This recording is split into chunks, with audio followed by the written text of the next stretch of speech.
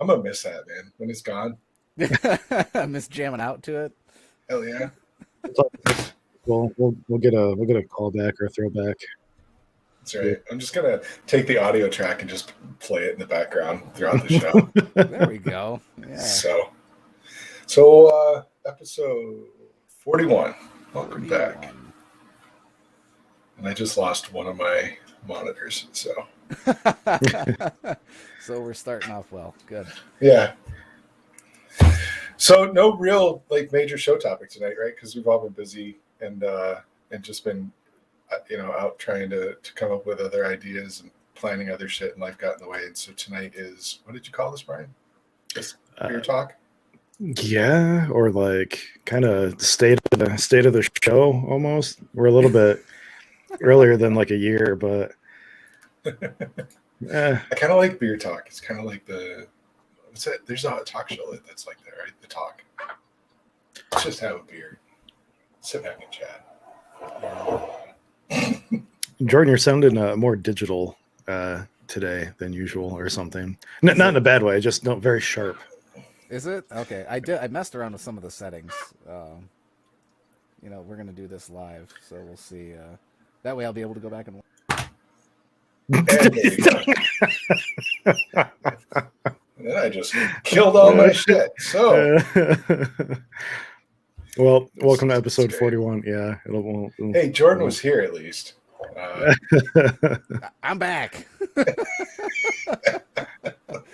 I'm surprisingly, hopefully, using the right mic. Yeah, you sound great this time. Yeah, so no more of that BS from me. No, it'll be a good night. That sound will be at all? Yeah, you sound good.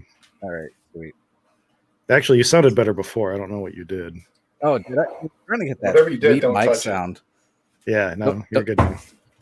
Don't touch now, or yeah, don't touch it now. Okay. Don't touch it now. Because you'll disappear again.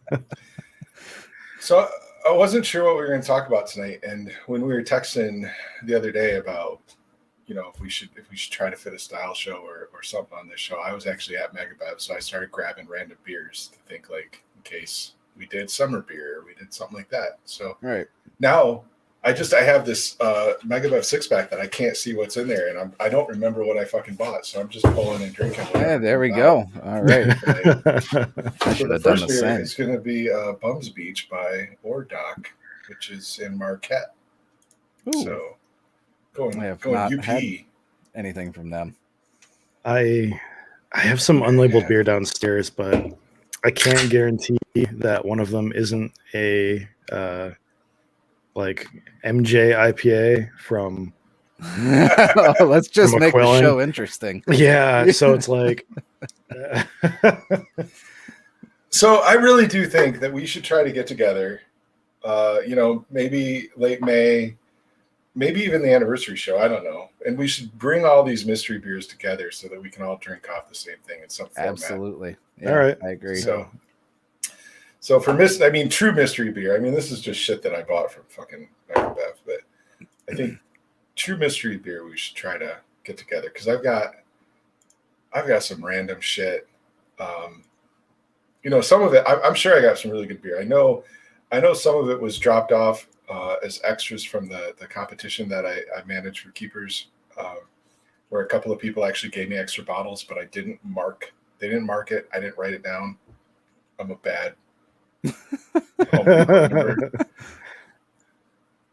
and then some is just random shit that showed up on my steps. It's like, Yeah, didn't you a while ago just have beer like unannounced show up on your porch? I did. It's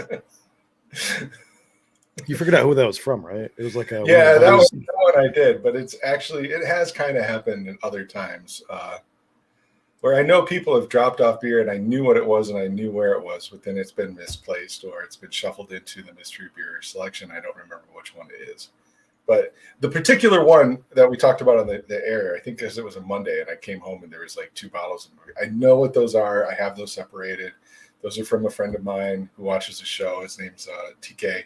I believe it was a gin barrel aged, either a saison or a Belgian style beer aged in a gin barrel. They're gonna say like barley wine or something at first. Like. No. And I haven't tried them yet because I'm saving them, and so I'd be in the right mindset and give good feedback on those. So those are different. I can bring those and we can drink those when we do. Yeah, why not? Yeah. I was bummed if I think I messaged him if he'd give me 3, then we would have done it on the air, but I only got 2. So yeah. So what are you drinking, Brian? Vienna Lager. I was actually talking to Jason Glatz about this the other day when I made the post on the Keepers page, because I made it because I hadn't really had a Vienna Lager in a long time, and like I don't really know where you can find like a reliable like example, or like there's not a lot of breweries like making them all the time or ever. And so I was like, well, I want that. I want to know what that's supposed to taste like. So I found a couple recipes, and I kind of mashed them together and tried to put together what I thought a Vienna Lager could or should be. So I'm going to share some of this with Jason at some point in time soon here, but it's super tasty. I think it's what it's supposed to taste like. I went through and read, the BJCP guidelines, and it seems to match that a lot. It has like a really solid like bread crust, like sort of taste to it, like a white fresh bread crust, and it's tasty. I was gonna say, Yeah, I doesn't thought it Old was really Nation have a Vienna that they distribute? Yeah, you're right. They do. I don't know if I've ever had it, but I remember seeing it. I got to figure out what that's called. Hold on, this will be funny if I do. Geez. No, I'm sure... I got the Hellas and the Pills. Oh, maybe it's Hellas. Maybe that's the one that I'm thinking of. It wouldn't surprise me though. Their head brewer, one of their owners, is like a legit brewmaster who like trained in Germany and stuff. So maybe like Territorial might. Oh, maybe. Yeah. Don't they do that? I don't know if they do distribution, do they? I don't know if I've ever Well, yeah, I'd have to bounce up there, but I thought so I tried yours, and it was really, really good. And I think I sought one out, or I found one not long, like in the last week or two, and I thought yours was better, but I can't remember. So you can't remember if mine was better. No, I can't remember if it was actually a Vienna Lager that I had, because I've drank a lot of lagers this week, and I've been like looking for. And I actually think that's part of what's in here. I don't think I got a Vienna, but I don't want to go digging in here because I just want to pull those out and drink them. There you go. The show is nothing if not a circle jerk for each other, so that's all right. There you go. I told Peter earlier in the day that I had a cookie beer coming up. So a lot of us will have cookie beers coming up. So he's on the hunt. There's going to be like Samoa cookie beers coming up. And what did you do, Jason? I am doing a Windmill cookie brown ale. Oh, that would be good. Yeah, I love Windmill cookies. I just picked up 3 packs of Windmill cookies yesterday. I'm going to try to get the brew in this week, actually, before I head to Wisconsin, so I can have some time to mellow out. But yeah. Sounds like Jake's gonna bring up some Vienna lagers from Chicago or something like that. Oh, there you go. Yeah, dude, I'd be all about that. Let me know what I owe you for those or something, and I'm all about that. Be nice. It's always nice to have. I was just gonna say, Jake, if you mule enough of it, it's not Michigan beer. I was gonna say if you can mule enough, we do a Vienna Lager show, but we can maybe do a not Michigan beers episode. Yeah, we're gonna do the cross through the like logo for a couple of our episodes or something. We'll figure it out. I really need to get Brandon's done his Smitten clone, which I don't know if you remember from the Mallet episode. Smitten's my favorite Bell's beer. Yeah, they're not doing it this year. They're not, and I bitched about it. Is that like a rye blonde or something? What kind of beer is that again? Yeah, it's a pale ale with rye. Pale ale with rye, okay. So Brandon, if you can get me some of that, you'll be my fucking hero. I want to try it. So, what are you drinking, Jordan? Cider. Some of my homemade cider from last recent fall or whatever. No, okay. no, it's been sitting in the keg for a long time. So trying to get through this because I realized I don't have any kegs available for my fest beer, so that's just kind of sitting in the fermenter still. Oh, if you need to borrow one, like by all means, Yeah, man, I can I've run got one a over or couple. something. This keg's got to be blowing soon. I've been drinking on it a lot, so. But I will measure it and let you guys know. Yeah, that was funny. So we're talking in text, trying to, because we've all been busy. It's been a crazy couple of weeks, and with shows, we're all talking in text about what can we do for tonight's show. And Jordan was like, "Let's do cider because you've got cider, right?" Yeah. I'm like hell yeah, that sounds good. Let's do cider. And then like I don't remember. I got farther down the road and was like, I think we've done cider. Then like sure enough. Episode 11, we did that, and then Brian, I think, was like, "Let's do this," and I was like, nope, episode 5. Like we're not even a year old, and we're already like cycling through. We can do version 2. We can rehash. That's fine. What did you learn? Yeah, yeah. But version 2 of cider was when Andrew Blake came on and actually taught us about cider. So that's true. That's true. Or we do a version 3 and just make it the drunk episode. There you go. Isn't that what like every episode is? No. Just the seltzer episodes and just the episodes I'm not a part of. The bourbon episodes. We do need to do a seltzer 2.0 for sure. Yes, I've got the stuff to make some seltzer. Again, I'm just waiting for keg space to open up. That can be like a twice a year thing. Well, maybe our anniversary show can be a seltzer show or something. So we'll talk about that. With the shows that we've got planned and kind of the state of the show right now is we are about 3 weeks away from our 1-year anniversary. That's nuts. It is.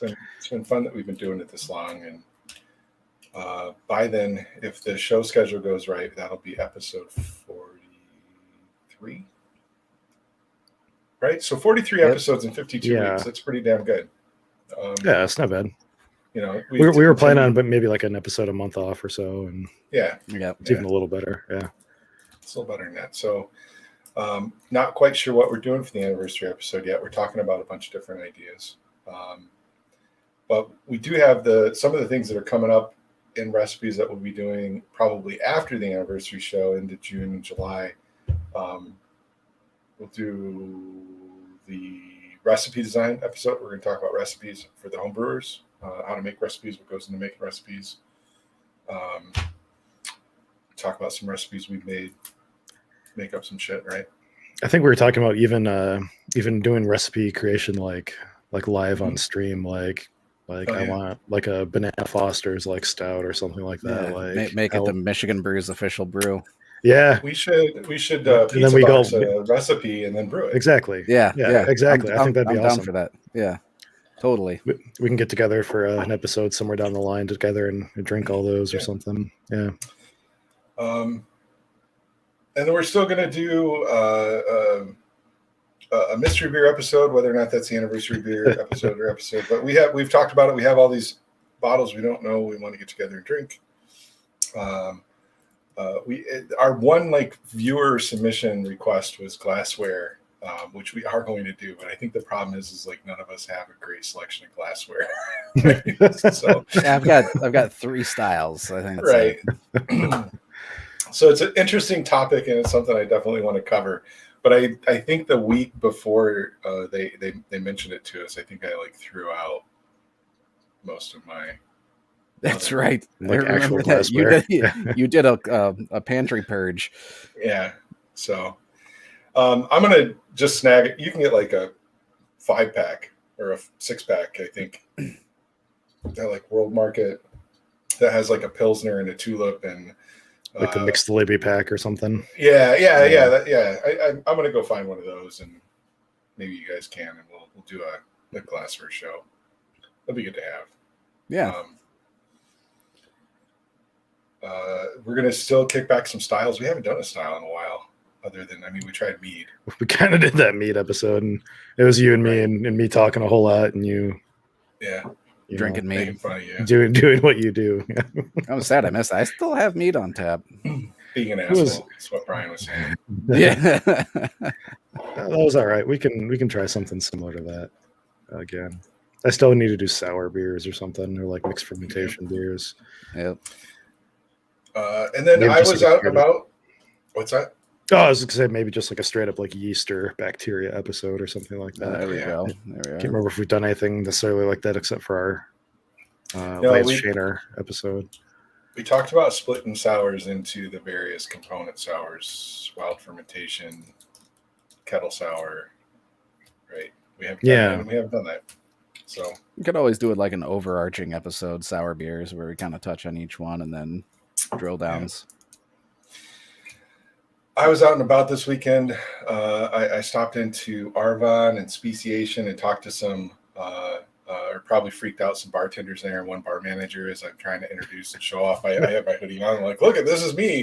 This is what I do. Come on my show and talk to me.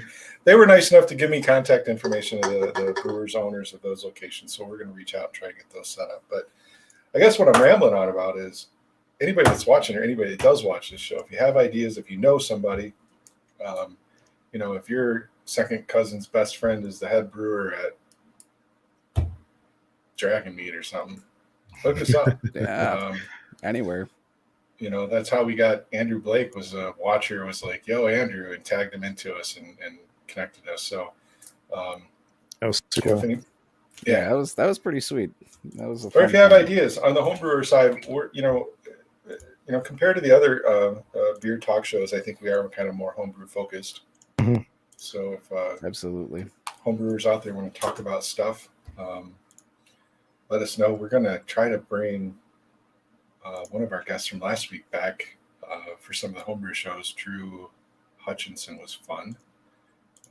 And we've got some other keepers, experts that we can get back on here. I'm sure we can drag Brandon back in and some of the other guys. He's watching. So maybe we should do like a canning beer episode with Jake Downey. Get his. Oh yeah. Oh, Yeah, that'd be an interesting one. Yeah. So I don't There think you we've go. done anything on packaging. Oh, I think so. Especially on like the professional like side of things. Like Right. it's crazy. Yeah, it'd be cool to get some Blickman, Psycho Brew, Spike people Spike. on. Yeah. I know Psycho Brew did Presidential's equipment. I'm not sure. I feel like there was somebody else I've talked to recently whose equipment they did too, but On I to can't number put my name 2. on who it was. Yeah, I'm gonna try to power through these, dude. It's a pick 6 night. Yeah, there we go. What are you on to? This is a hold on, let me pour it and I'll show you. It's a Brew Detroit beer I found. Oh, nice. Brew Detroit, South Deep.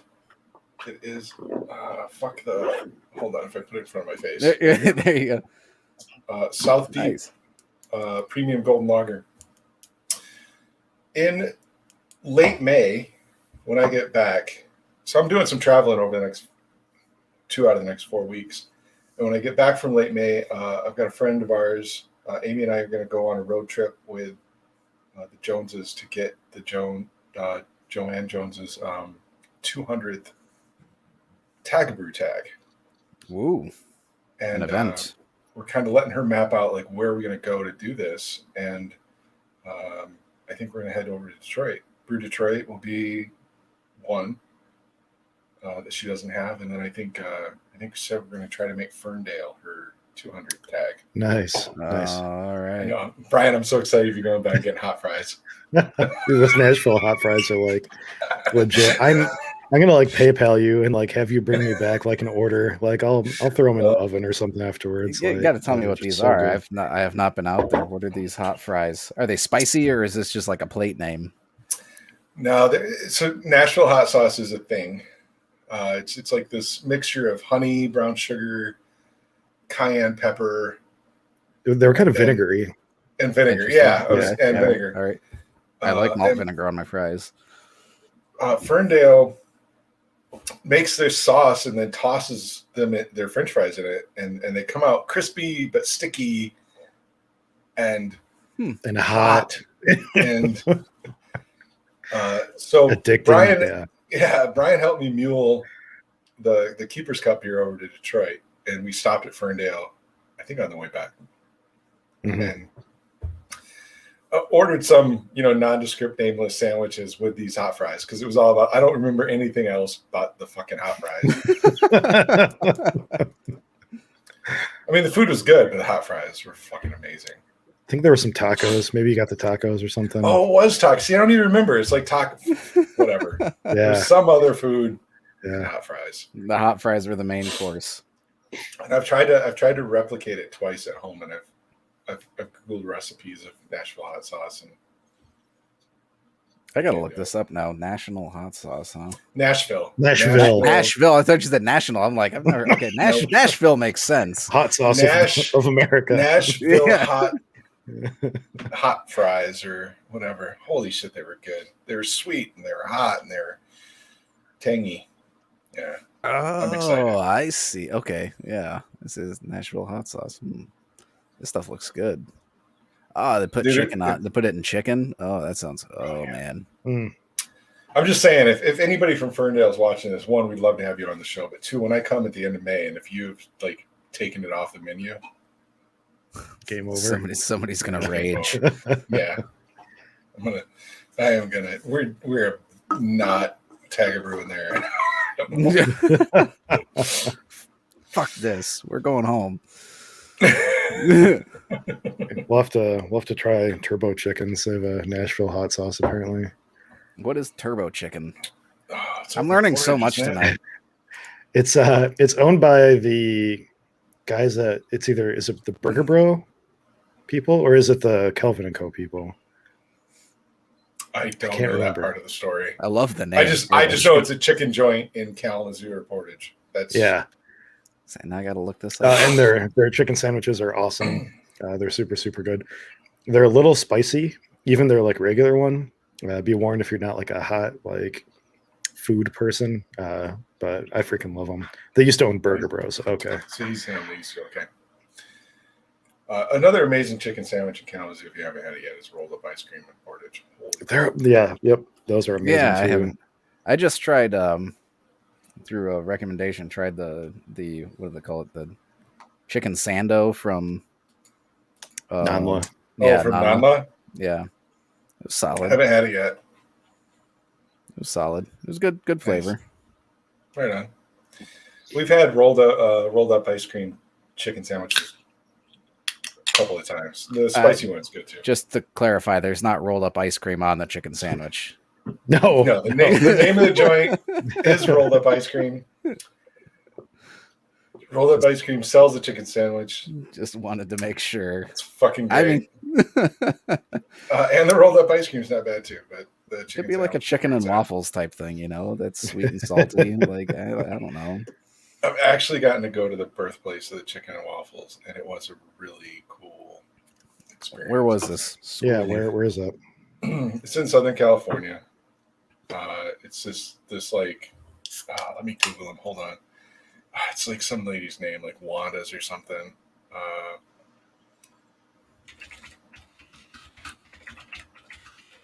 I work. These guys know I work in Southern California, so I'm out there quite a bit. And it was one of those. Somebody put me onto it. It was like, go here and check it out. It's like the place that kind of like invented it, and it was like something to do with Gladys Knight. Wells. Is it Wells? I think it might have been Wells. Wells chicken and waffles. It was very soul foody and very good. Some chicken and waffles. Latitude over in the Kalamazoo location, over off of Stadium, right? West Main. West Main. Roscoe. Yeah. They have a chicken and waffle sandwich, or had at one point in time. That was super good. Nope. So it's south of Hollywood. It's called Roscoe's. Roscoe's House of Chicken and Waffles. All right. It's a soul food restaurant chain in L.A. Do they ship? They don't. But I think there might be like some war, so don't quote me on it. I think there's probably like 6 different places that claim to be the birthplace of it, but fuck it. Roscoe's in LA was great, so whatever. Yeah. were we? Where's that topic again? Where's my banner? Where's the banner? Oh, we don't have a fucking topic again. There you go. So another thing cool that's probably coming up once I get around to it. Once we get our sort of like new opening going and stuff like that. One of the more requested things for the show has been to create a podcast out of it. Yes. So right now the only way to listen to the show is on Facebook and YouTube. And if you're listening on your phone, at least for iPhones, like when you close out of those applications or minimize them, the audio goes away too, which is really annoying. Or like you turn your phone off, which a lot of the podcast things don't, and a lot of people just like listen to podcasts anyway. So once we get our like new opening, I already have all of our old videos downloaded and converted AAC audio files. I just have to do a little bit of editing to get the opening onto all of those. Maybe get an ending on there. Maybe clean up random garbage in some of our like first episodes or something. But you didn't like my random opening. Yeah. We might cut out the super loud ear screeching opening that we had for a few episodes. Yeah. So we'll figure it out. Grabbed attention. Yeah, I would say probably sometime in June or early July, we'll start getting all those out there. Yeah, we got to set up a service to host those, right? And we do. And I think maybe do we need to tie this to a website? Is it time? Potentially. Probably. Potentially. I don't know. The issue in the past has been like Michigan Brews is owned by MichiganBrews.com is owned by who knows somebody. So it's like we can do like MichiganBrews.show or Michigan dot drink. MichiganBrews.com. Yeah. MichiganBrews.com is like $1,500. And while we don't ever want to make a penny off this show, if somebody out there watching wants to give us $1,500 to buy that, yeah, absolutely. I'd snatch that up. But no, we'll figure something out. We'll do a MI Brews. I know Brian really wants a .com. So Jordan, I've had this conversation with him. We've gone back and forth. It really doesn't matter to me so much. Like it doesn't. Dude, I've got the text chain. You were all butthurt about getting the .com. This is a friends and family show. Like, we're not going to be famous. We're not making money. It can be whatever. It can be whatever. We can always get the .com later, Brian. You guys got tax refunds.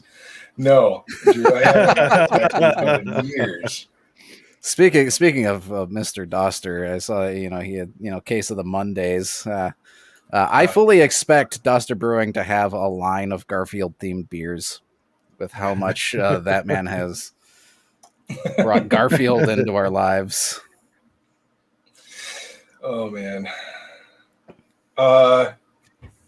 Is it Brandon? Where are you looking for that domain at? That wouldn't be a bad one. What is WS? Is that like what country is that? I have I run a website called Build a PC Sales, except the .es. The website ends in .es. That basically scans like the Build a PC Sales subreddit and organizes it better. So like I'm not opposed to like Michigan Brews like that too. MichiganBrew.ws. Name sheet. So that's like that kind of leads me into the whole license plate fiasco that we ran into. So oh man, I'm so disappointed about that. Wait, what? So I went out one day. I was like, I'm going to get a vanity plate, and it says that our Michigan plates say Michigan across the top. So I was going to get Brews, Michigan Brews, and I got excited, and I bought it because nothing on the Secretary of State's site said it was anything wrong with that. And in fact, they said that it initially checked out as good, and I did it, and I got super excited. And then they sent me the rejection letter, because of alcohol. and they don't allow that on license plates. And there's really no bullshit excuse I can make up to talk them into that. And then Brian tried to do Michigan brews with a 3 as an E, right? And you got rejected as well. Yeah. I was like, we're a coffee making podcast. Yeah. So now I think both of us have to come up with new vanity plates, right? Or have you picked one? No, like, so I have the money out there right now for it. I can either ask for a refund back because I was in the process of renewing my plates anyway. Or I can pick out a new vanity plate. Like Ferments is open. Like it can be like Michigan Ferments or something like that. If anybody has good vanity plate recommendations, and that's what I was going for, because yeah, I'm all open. As far as I understand it, we've paid for the vanity upgrade. Our plate that we have on our car is dead, so we need to do something with it. Yeah, I thought about the brews, too, but we need to vanity plate our trucks. What, Jordan? What did your vanity plate used to be like years and years ago? Dingus. 2. Dingus. Yeah. Dingus 1 or something, right? No, it's 2. 2? Dingus, Okay. Dingus 1 was taken. Dingus with an I was taken. And Dingus with a 5 for the S was taken. So there's 3 other people out there that were as weird as me. What was the story behind that? I don't even remember. Old nickname in high school. Okay. Because he's a fucking dingus. I mean, what more do you need?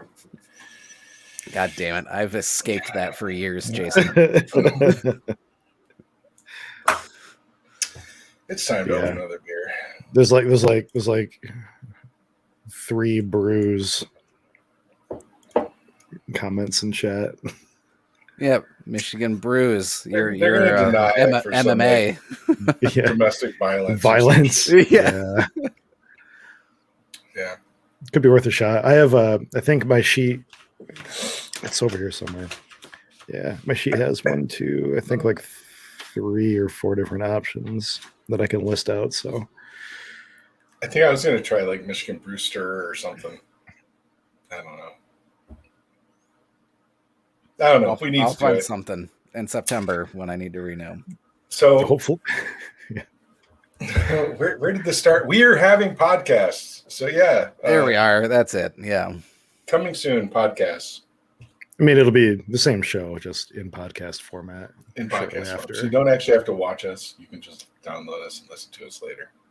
Sorry for the crowd that just pulls us up and puts us on mute to look at our pretty faces. Yeah.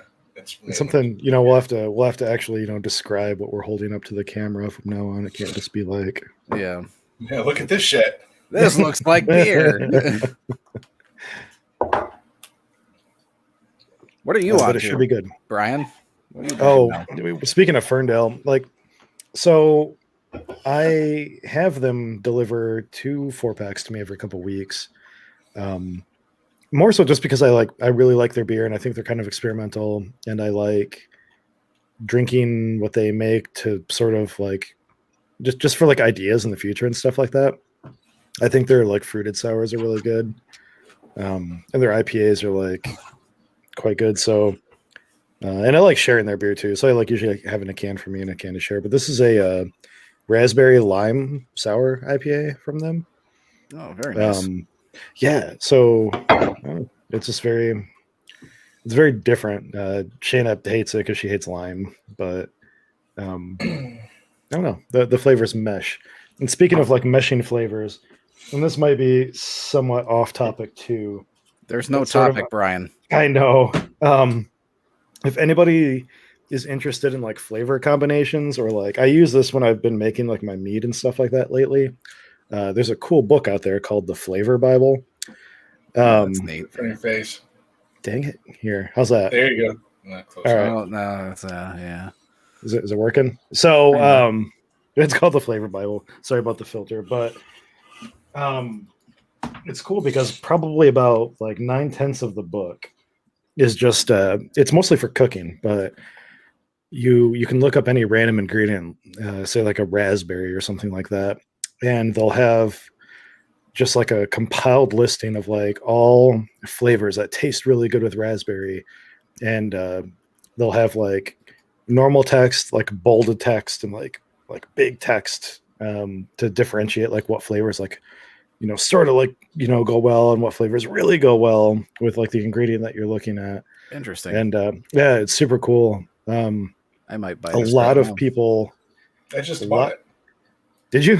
I was just gonna say I'm on Amazon right now. I'm like, I might just buy this immediately. A lot of people use it for like mead making and stuff, but I found it just to be something nice. Like at the end of the night, if I'm like sitting in the office with like a beer and I just kind of want to like look at something, like it's sort of like a choose your own adventure for like flavor, like recipe building. Like you just kind of flip to a page and find an ingredient. You're like, oh man, like that could be good with this ingredient. But then you kind of find that ingredient, like what else might go good with it, and you skip to something else. Like, and you end up with like a vanilla blueberry, like lemon, flavor combination, and you're like, what would that taste like in a mead? How sweet would I want it? And I don't know. It's really cool and fun, and it's a cool book. It's a little bit older, I think. I don't think it's terribly new. It definitely came out like probably early 2000s, but yeah, it's been super cool to look at. Right. How much was it? I don't think it was that expensive, like $20 maybe. $20, yeah. For the hardcover. Thanks, Amazon, for all the suggestions. Now I've got a $60 bill for the Salt, Fat, Acid, Heat book and the Science of Spices. If you haven't watched that show, it's a 4-part show that I can't remember her name, the author of that Salt, Fat, Acid, Heat book, but I think it's on Netflix and it's really, really good.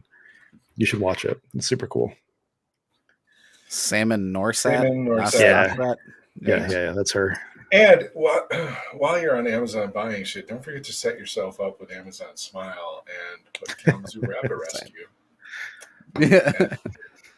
God damn it. This guy.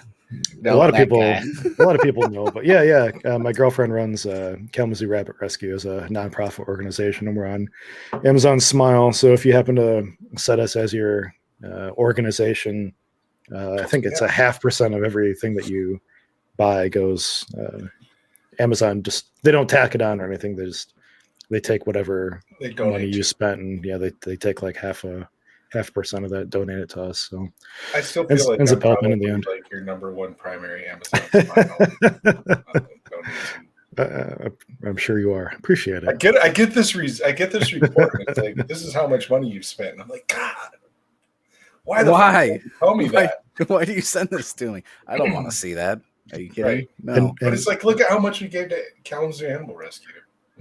And while you're at it, and I'm not, Rabbit Rescue. Sorry, this is not financial advice, but get yourself like an Amazon Visa card. Oh fuck yeah! 5% back on every Amazon purchase is like unreal. That's actually okay. I've spent a lot of money on Amazon in probably like the past 3 weeks to justify it. So yeah, it creeps up on you, dude. Like I looked the other day and I was like, I want to buy this toy, and I'm like, I don't know. And then Amazon's like, dude, you got $400 in credit. Like you should just do it. Treat yourself.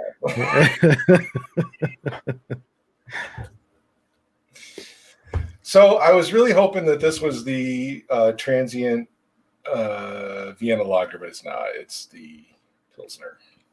I've never seen a transient label look like that. Usually they're like the pattern labeled and stuff. That's cool. German Pilsner. It's got their dogs on there though. That's cool. Yeah, both of them. Yep. Buckley and what? What's the new one? I don't remember what their new younger dog is. Yeah, I can't remember either. Let me see if it says here. No, it doesn't. Yeah, whatever. So it's not a Vienna Lager. So yeah, podcast will be cool. New episodes coming up will be cool. New guests will be fun. We're gonna try out some new types of episodes this coming year. So we're hoping. I'm hoping we haven't really talked about it too much. I'm hoping that we can try to do some more in-person episodes. We did one with David Jones. Jordan couldn't be there. That was fun. Mm-hmm. Now that we know my mic has a fucking side. Yeah. I don't think we ever talked about it on the episode yet, or on a later episode. Yeah, but for those watching that show, I apologize if I was a little quiet. Apparently the mic was sideways away from me. Yeah. Well, and I think if we can get together, I think we can do it with multiple mics as long as we don't have the audio playing. I've got an audio interface I can bring. We can hook up 2 of these condensers and just set them on either side of the room. Oh, that'd be perfect. Yeah. So evidently my condenser is directional, and I pointed it. I pointed it more towards David because he was our guest, and Brian was set off to the side and was muffled. Or Brian. And I talk loud anyway, so I was fine. So, but we want to do some more. I want to do some more shows in person. We are going to do our big intro. We were supposed to film our big intro yesterday. Yes. Yep. Plans changed. Yep. Yeah, as they do. Ross has had, money to make or something. So that's awesome. So we're hoping to get a new intro shot, later in the year. But the thing is it's been a year and we're still here, and pretty much the same amount of people still watch. So and it doesn't feel like it's been a year. So no, that's cool. We honestly get a lot of our views after the fact. That's why I think the podcast will be big. Yeah. And I feel like a lot of these types of shows do too. I don't know if anybody watches anything that Homebrew Network does, like live, like a Dr. Homebrew and stuff like that. But they're one of the largest homebrewing media organizations online, in the US or whatever. And they'll get maybe 60 people watching live, or something like that. Lots afterwards, but I don't know. I don't know what it is about watching things live. And then again, we're late at night too. It's freaking 8 at night. A lot of people have kids. They're trying to get their kids down, whatever. We're on Mondays, but I like the Mondays. But I do like Mondays. It is a Monday. We hit 10 to 15 to 20 live. Some of our shows were in the thousands now through the post. Yeah, it's really awesome. So I appreciate that, and so I mean, at least until we completely run out of ideas, I think we'll still be kicking around. But there's just be us bullshitting all the time. Alyssa's only watching for Jason's face, so not a fan of the podcast. Yeah, I appreciate it, even though I know Chase's mug is probably much more cuter than mine, but thank you. Anyway, we also need to do some more homebrew review shows. We need to do our own homebrew. We haven't drank our own shit together and bitched about it, talked about how we haven't. I think we did it once where we had all I remember is Brian and I comparing our Perry's. That was it. Oh yeah, I think we did little we flirted with it. It was just a little touch. I still have some of mine. I've been saving it for Glint Cap. I want to send it out to Glint Cap just to see. So yeah. Mm-hmm. Yep. Jason really loves Glint Cap. He had a really great experience. Hey, Nationals are judging next week, right? Next week. Yeah. And we're gonna find out. So I had an absolute nightmare getting my beer to Nationals this year. Story time with Jason. Let's hear it. It was the most frustratingly there was so much drama week in my life. Yeah, because Brian works with me, so I feel like I have more room to bitch with him. He was getting the blow-by-blow updates throughout the day or whatever. So I actually started the week that we had Ellie on from Five Shores, and I really I want to shout out to Ellie. She was amazing. She's probably one of our more popular guests. Just a super smart girl.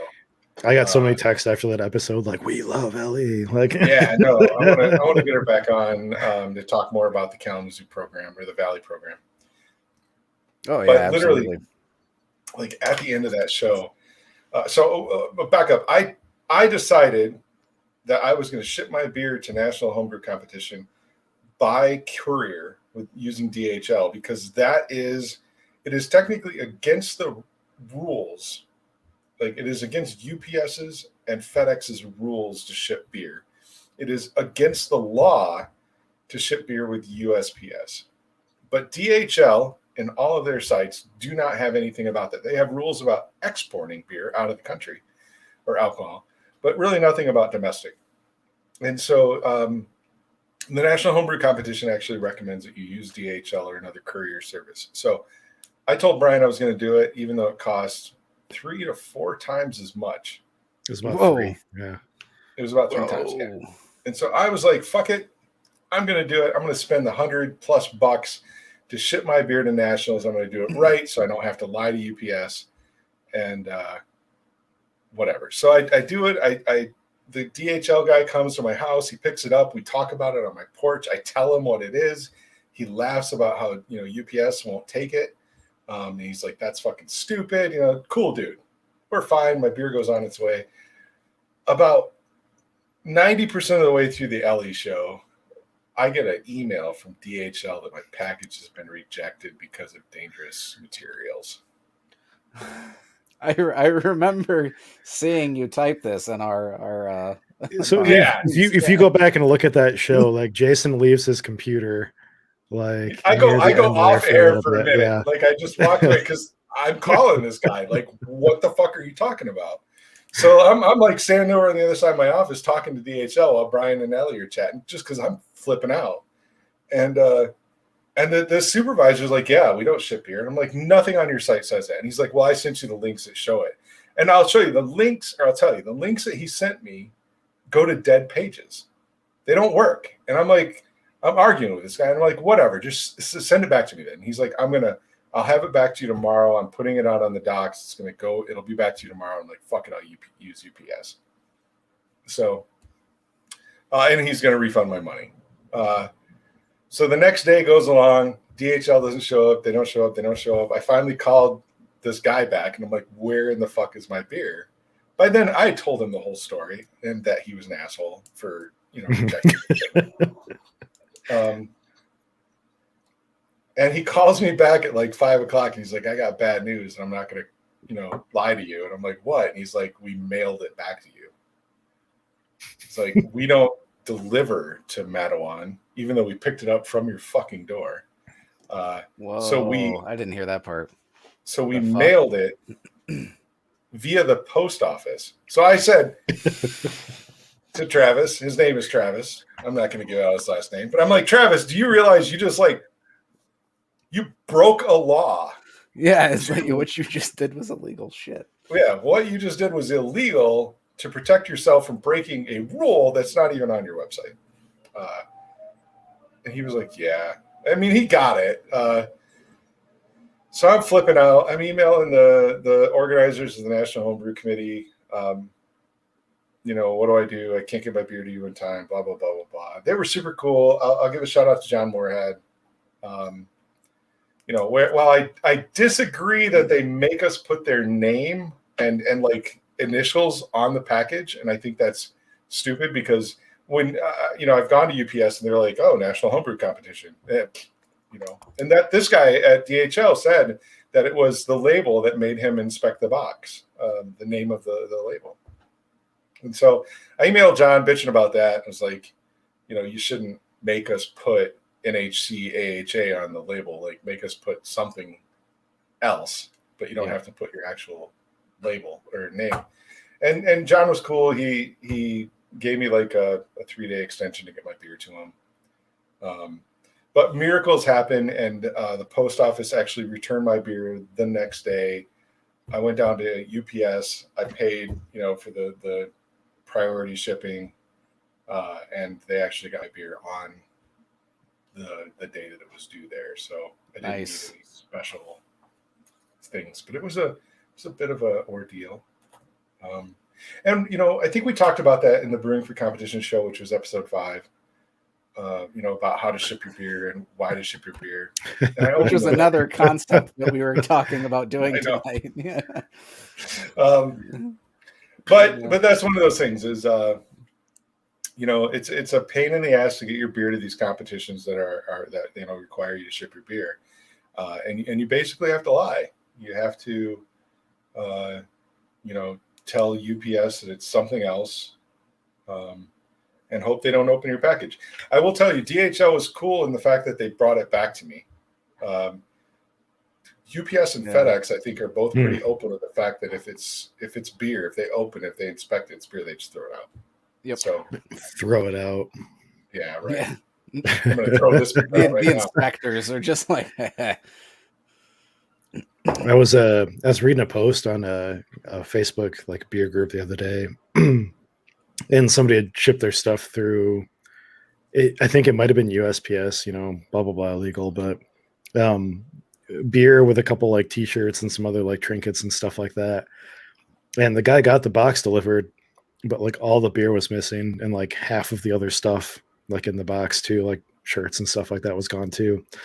And it's kind of like, he was like, well, I don't know what to do because like I can't obviously like reach out to USPS and be like, hey, like somebody stole my beer and half of my stuff. like what's the recourse? Like there really isn't any, right? Like I actually I know somebody, and the story that I got from them, this was before, and no names will be named, but before marijuana was legal in Michigan. I know somebody that was having a friend mail it from Hawaii, mail them their monthly allotment, whatever. And I remember them telling me once that they got, when they opened the package, it was packed in coffee or whatever it was, whatever illegal thing they did to get the fucking weed from Hawaii to Michigan. But they opened the package and there was a box of Kleenex with a boo-hoo written on it. Oh, wow. That's just taunting. Yeah, and exactly. What are you going to do, right? Yeah.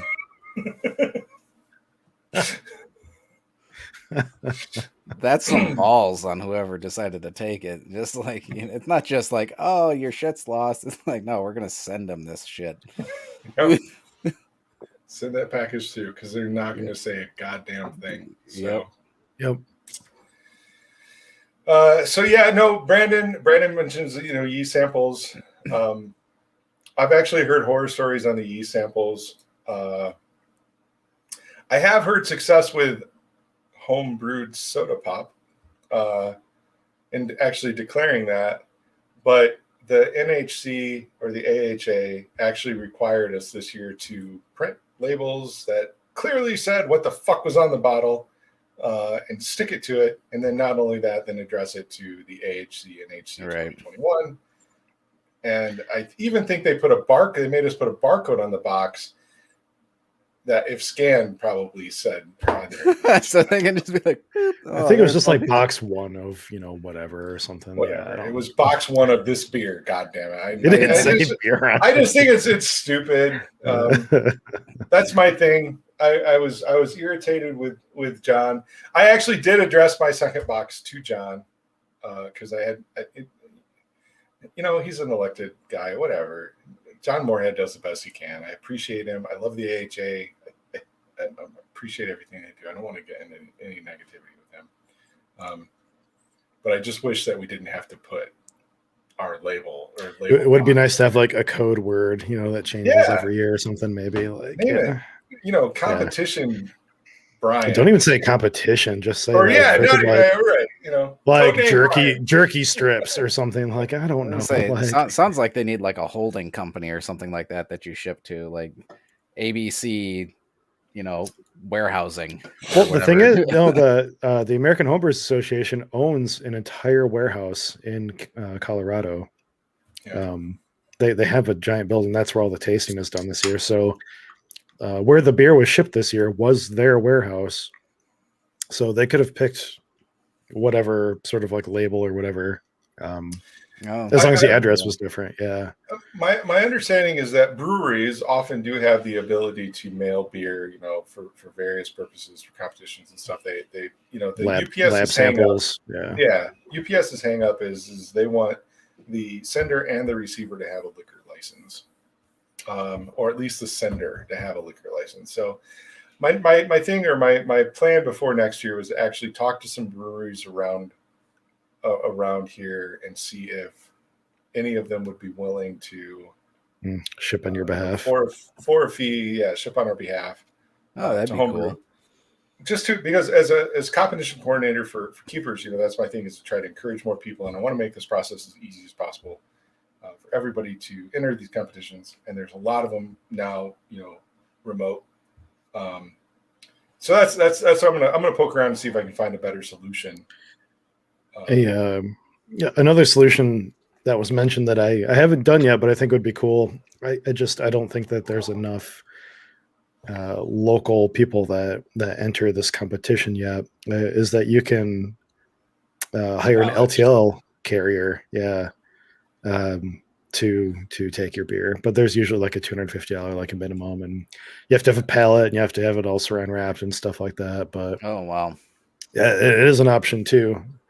But I mean, honestly, like shit, what I paid like $60 or something like that. All you need is like 5 people that are shipping out like a bunch of entries, and it's probably a good way to do it. Yeah, I think I paid like $50. I mean, you and I covered half of it. Yep. But it's why, for the Michigan State Fair homebrew competition, which I think registration's open. So if you're in a club in Michigan watching before nudge July, I just got my registrations in. Awesome. What I'm going to do is basically, I think, Brian, did you both do it last year? Did you mule with him, Jordan, or was it you and Drew? It was me and Drew in 2019. Mm-hmm. So the last year, not last year. So I've already decided I'm going to mule, or you and I will mule, whatever. We'll make it a trip. We'll take whoever in Kalamazoo wants to enter the Michigan Beer Cup, or I'm sorry, Michigan State Fair. I will be more than happy to pick up your beer and mule it for you. And if you're not in keepers, hit me up here on the show. Yeah, and then for absolutely. The Michigan Beer Cup, when we have that, I am actually the guy that will be muling your beer, whether you like it or not. So if we do pull off the Michigan Beer Cup, I'm going to be the one picking up the Kalamazoo or Southwest Michigan beer. I really hope that happens this year. Yeah, I got to follow up with Nikki. I got to brew more. I got to brew now. Yes. That's Jesus. So what else we've got? We are not having a show next week. Correct. We will be back on the 3rd of May. Yep. With a show, topic TBD. We will be off on the 10th. No show on the 10th of May. And then back on the 17th with our 1-year anniversary show. And then we should close out the rest of May. The 24th and 31st, we should have shows. But we're taking the last week of April and the second week of May off. Does that make sense? Yep. Yeah. Okay. Hopefully we'll have sweet people. Yeah, I'm going to ping some more breweries this weekend. Or this week. Sorry, it's Monday. It's not Friday. I'm going to make a solid attempt to get a hold of the KVCC/WMU brewing program people this next week too. So that's a big disparity, Jason. Friday and Monday. It all feels so. Yeah. So next week I'm going to Wisconsin on a vacation, and maybe who knows? Maybe I'll try to be like, hey. You want to be on a not Michigan Brew show? Oh yeah, hit up New Glarus or something like that. I still got some New Glarus in my cellar.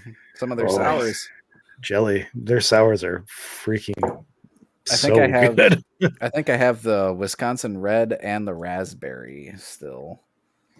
I think I might have raspberry.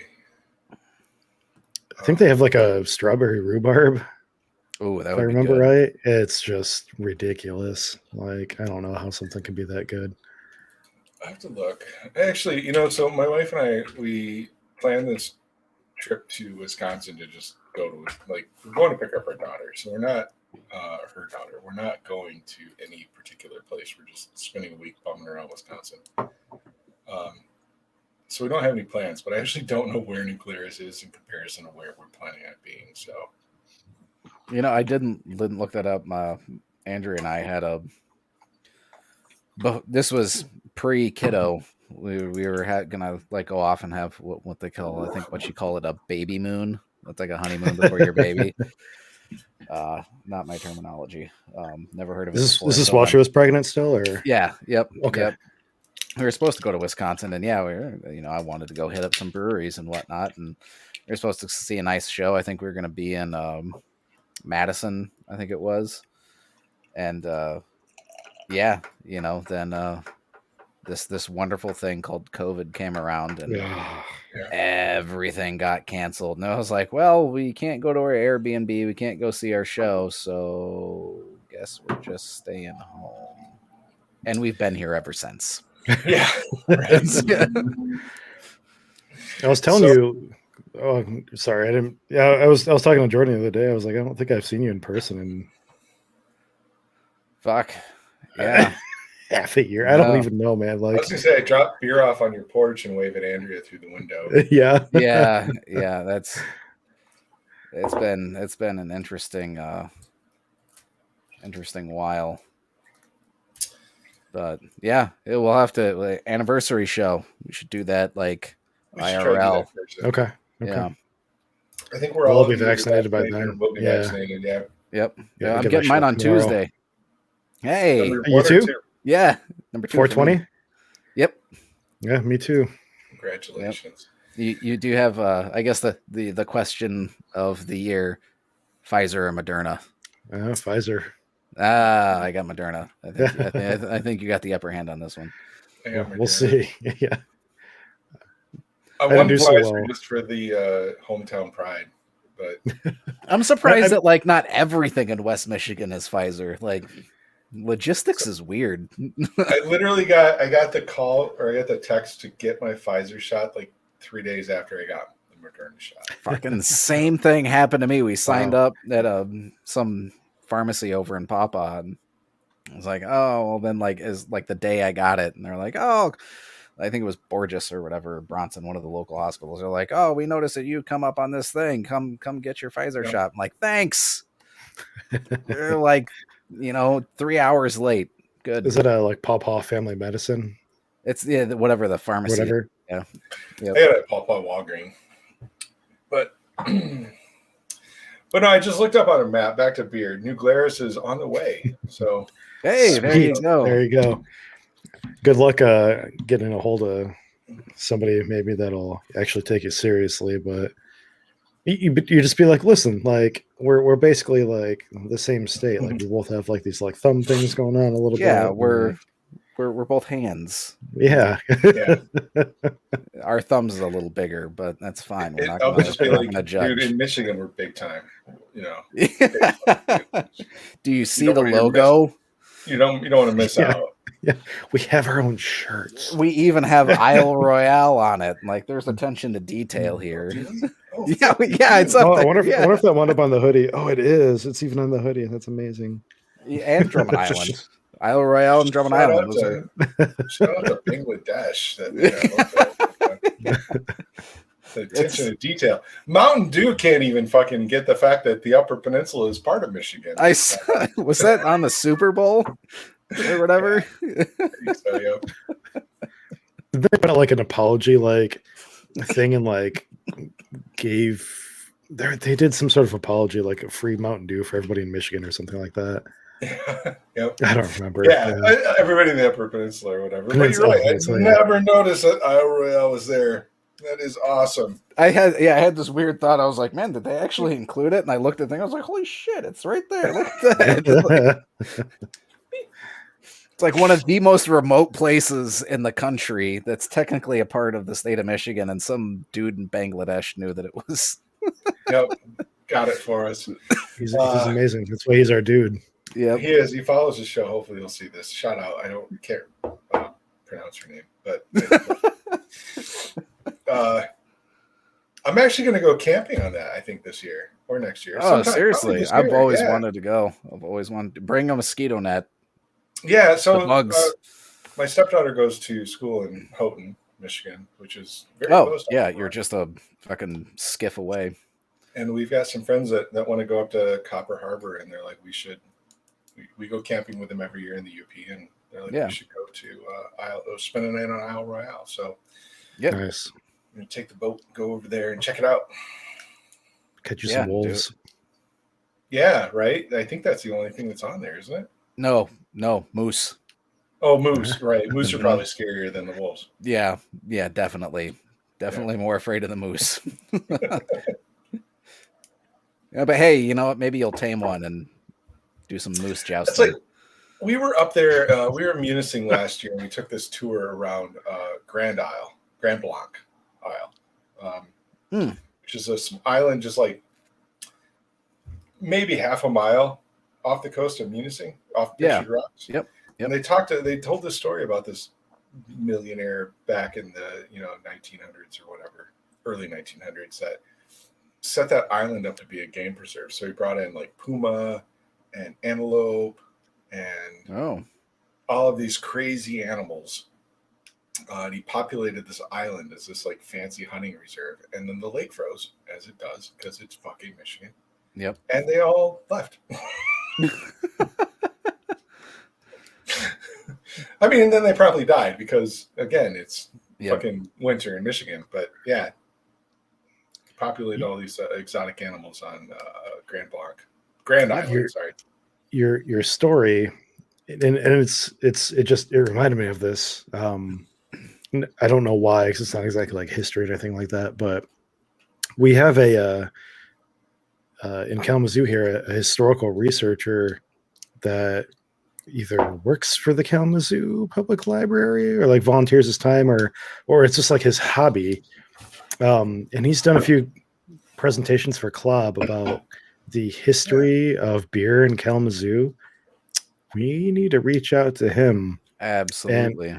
And see if he wants to come on the show too. Yeah, that'll be my homework. What was my homework the other day? The definition of the word something. I obviously didn't do my homework. I was gonna say you can probably find that one pretty easily. Yeah, I'll see if I can ping him. I watched the second presentation that he did for Club, and it was super, super interesting. It was really awesome. I would love those shows where we get somebody and then we just sit here and drink beer while they talk. Yeah. We want an all-day vacay. All-day vacay. I've wanted to try that. What is that? It's their all-day wheat beer, right? Session wheat ale. Yeah. There it is. Yeah. I saw that in the store the other day, and I'm like, if I didn't have a shit ton of beer at home already, I'd probably buy it. I just bought it anyway.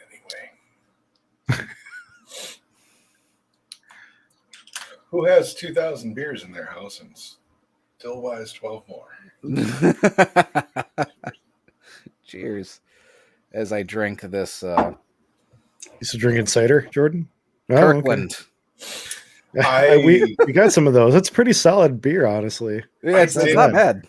Yeah. So the same day that I was at Megabev buying the 6-pack, I was at Kirtland and I looked at it, and I was hoping they would have a sampler pack. I didn't want a whole case of, what is it called? Citra Hop?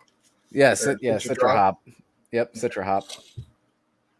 I didn't want a whole case of that. I was hoping they'd have like a sampler pack, and they didn't. So I didn't buy any Kirkland beer. Brewed and bottled by Hopfen und Malz Brewing Company, San Jose, California. Yeah, I actually, when the last show that we were on, when you told us about that, and I Googled it, I think I found that they have, I think, 3 large breweries in the United States that brew for them. Oh. So kind of like it's a regional thing. And I think the same beer can actually be brewed by. Interesting. I'll have to look at it because this is the second pack that I've got it, and I think they were both from the San Jose place. Yeah. Yeah. No, there were. I think there were. I'm pretty sure there were 3. I got Google. Yeah, it's not bad. I mean, for what was it's a 24 pack for $20 or whatever. So you spend so it's like $22.40 with your deposit. So still less than $1 a beer. That's pretty good. Yeah. It's like getting that Aldi beer, honestly. Like, that's a good price. That was one of the ideas that they had with when we had Clav on, to like do the fucking third party store. beer. Yeah. Yeah. So there's actually two. This is where I got confused. So Hopfen und Malz is actually Gordon Biersch of San Jose. Oh. So the brewer is Gordon Biersch of San Jose, brewing under the name Hopfen und Malz for Kirtland. And then on the East Coast, which is funny that you're getting the California shipment in Kalamazoo. On the East Coast, it's Matt Brewing and Utica. So both breweries contract brew for Kirtland. Utica, New York. New York. Okay, I was gonna say there's a Utica, Michigan. I was like, you got to be fucking kidding me. No. Then they would qualify for Michigan Brews, and we have them motherfuckers on. Yeah, exactly. No, so it's Utica, New York, and San Jose, California. So it's Gordon Biersch and Matt Brewing. Yeah, I don't know if this will come up on the screen. It's probably too bright. Oh, that's kind of coming through.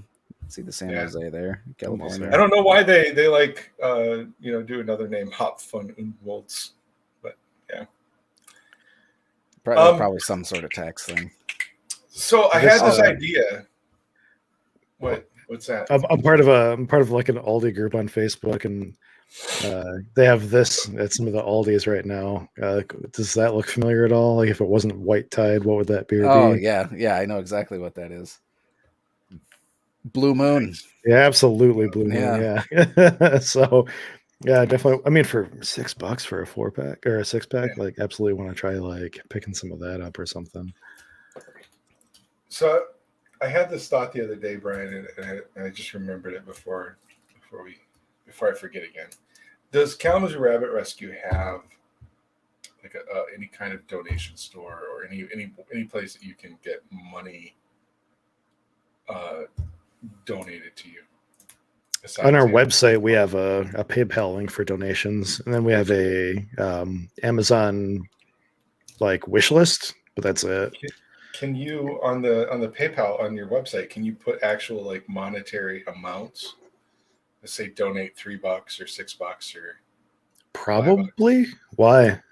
Because we had such great success in January doing the Drew Jacobs show, selling shots. And Drew was on, and he would be like, "For $3, these motherfuckers will do a shot." And I thought it would be cool if we could do something like that on our anniversary show. I feel like it's a conflict of interest. Like, I don't want to be like, "Oh, support this organization that I'm a part of directly." Like, so I can get drunk. Separate you. It's not for you. It's for the rabbits. It is. Michigan Brews. We don't want any money. We don't want any. We're never going to charge for advertising. I'm never going to do that. We're not in it for the money. But if we can do something to get drunk while making Kalamazoo Rabbit Rescue or something noble money, I would totally do it. So, and maybe we can get Drew. If the Rosses are watching, maybe we can get Drew to share it and be like, "Help my fucking friends out" or something on our anniversary show. So just think about it. All right. The rabbits are expensive. They'd appreciate it. But all day vacay is pretty good. Yeah. What's your preference, that or regular all day? God, no, regular all day, all the way. Okay. Really? I mean, there's no hop characters to this at all, but it's fine. It's just a wheat ale. It's like a 4% summer hefe. Oh, no shit. That would probably end up being my preference then. That sounds delicious, and I'm gonna have to buy some. I was thinking it might be like a white IPA or something like that, like a session white IPA or. No, it's just a wheat. Okay. It's just a wheat ale. I would say it's American. There's definitely no bananas or clove, so it's definitely like a clean American wit, right? That would be the wit is still Belgian. That has all the yeast character. I think it's just American wheat at that point. Yep. Yeah. Well, so White Ale or White Labs does American Hefe, which is a wheat ale yeast strain that has no banana or clove. That's interesting. Like branding. That's branding. Yeah. At that point, it's my really before Bell switched, it was my go-to fruit beer. I could see that. All of the fruit beers that I brewed, I brew with American Hefe because it was I It could still see had it the leaving good. a little more of a sweet character. Yeah, no, the mouthfeel. That's what I was saying. Like, it had the good mouthfeel beer, but it didn't overpower with. So now that I'm down to the last two, I know which ones these are. I actually have a Pollener. Oh, that's one of my favorites. I like Polliner. Absolutely. But so the American Hefe strain from White Labs kind of cleans up the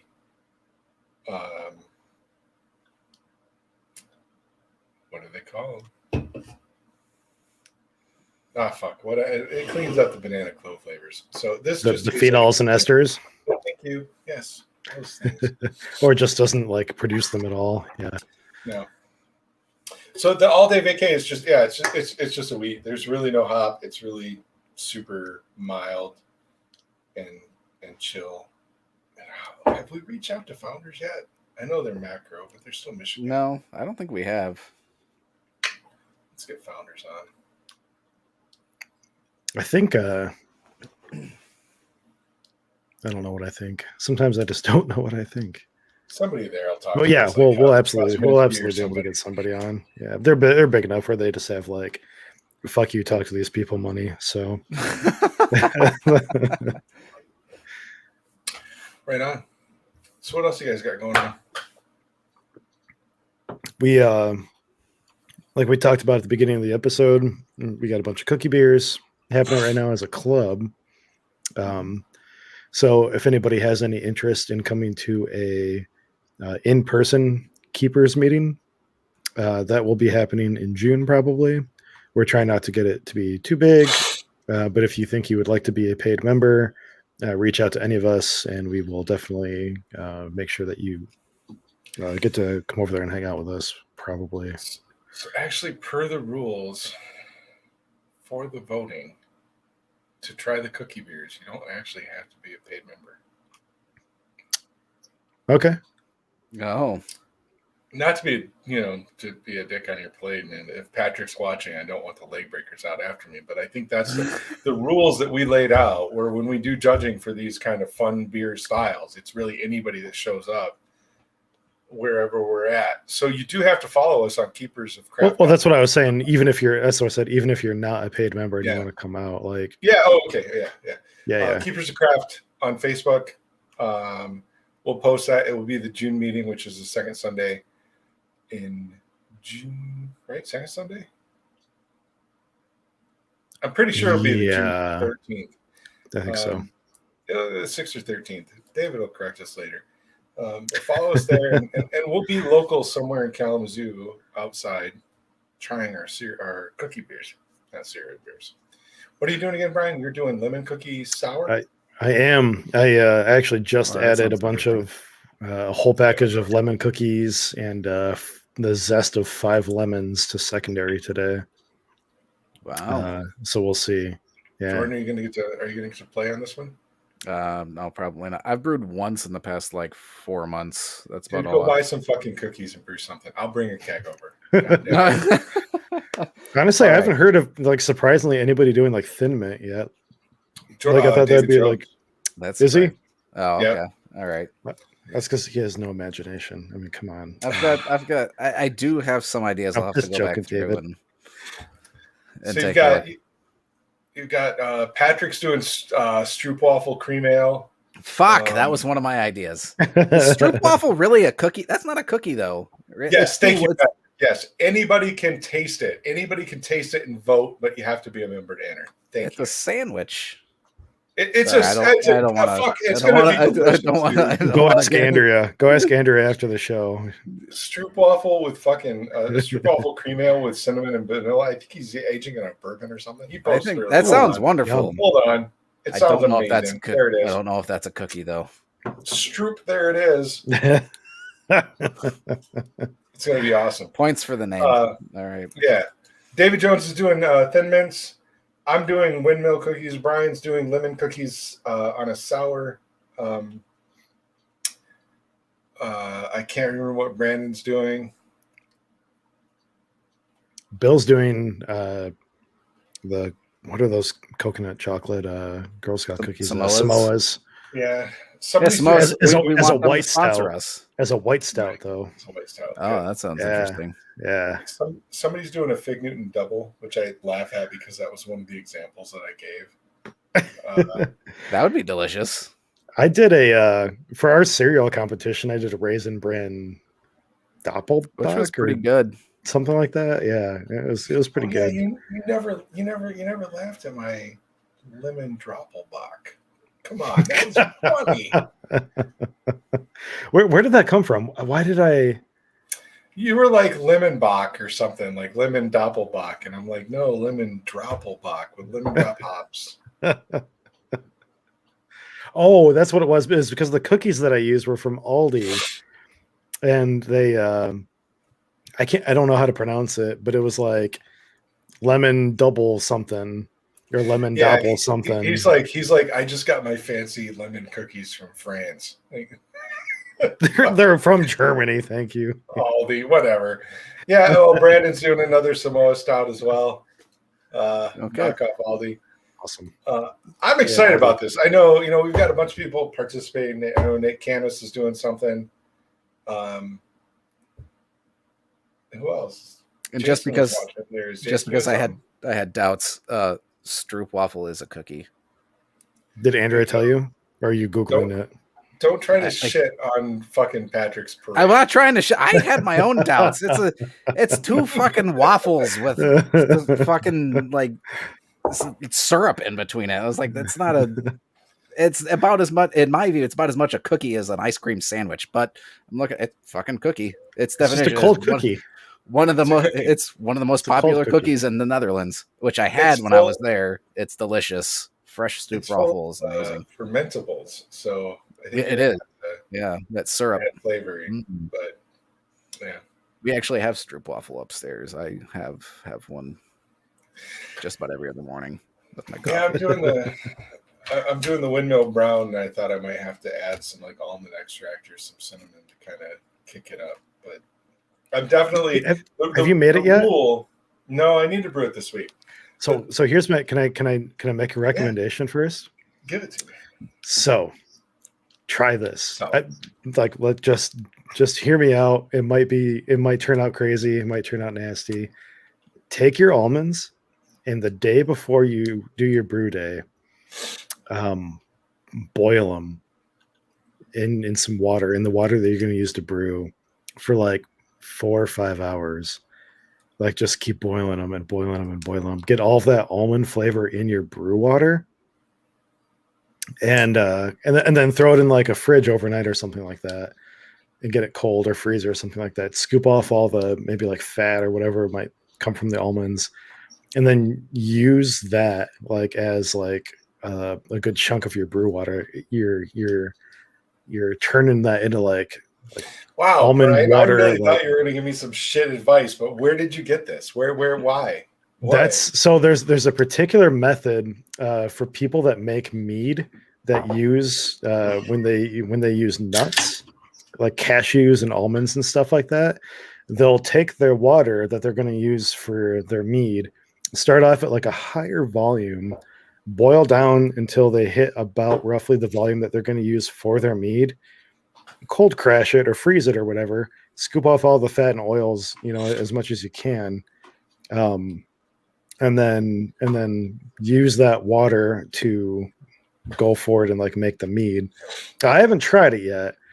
That sounds wonderful. But it sounds awesome. Like, and it's, I don't know. I think it's something cool that I want to try. Like, I don't know if you ever heard of like Blue Suede Shoes. The song. So it's a mead too. Okay. It's probably one of the most like expensive like meads on the secondary market. It's a blueberry cashew mead. And I don't think they use this method. It's, all up in the air what method they use to get their cashew flavor. It's probably like some sort of like, pulverized cashew mash or whatever. But people have had like good success, like using that method, getting nut flavors into mead. And I don't see why it wouldn't translate into beer too. Granted, there's a lot more flavor that comes from the malt in beer, right, than what happens in mead, but It could be interesting. You're gonna get a lot more flavor than just like fucking dumping in some almonds like in secondary for a couple days. Well, or no. something. So the traditional cookie, so a Windmill cookie, is an almond. It's a cinnamon cookie with almonds in it. Yep. That's Very that's lightly that's a cinnamon. Windmill. Right, and yeah, it's very faint. And so I actually bought 3 packs. Now the rules of the competition say we have to use one package of cookies. And I was planning on using 2 in the mash and throwing 1 in the boil. And my plan was, like, in secondary, if I didn't get enough Windmill cookie, then I was going to accentuate it with almond extract and cinnamon. Mm-hmm. But now you've got me thinking, because to me, almond extract tastes very cherry. Extracty, yeah. Oh yeah. Okay, yeah. So if I can do this, I'll do it, Brian. I'll boil a couple pounds of almonds. Fuck it. So here's my second recommendation. Then, okay, use it as your sparge water, not your mash water, so that all of that liquid is already soaked into your grains. Oh, there you go. Interesting. Brian laying down the knowledge. That's just my thought. I've been giving this a lot of thought over the last couple of weeks. He's dropping the knowledge. I mean, honestly, I really, really was trying to come up with a way that I could make a looper version of a cookie with a cookie, because, you know, loopers 1, 2, right, of the 3, right? You could do. I mean, you could do like a lemon cookie.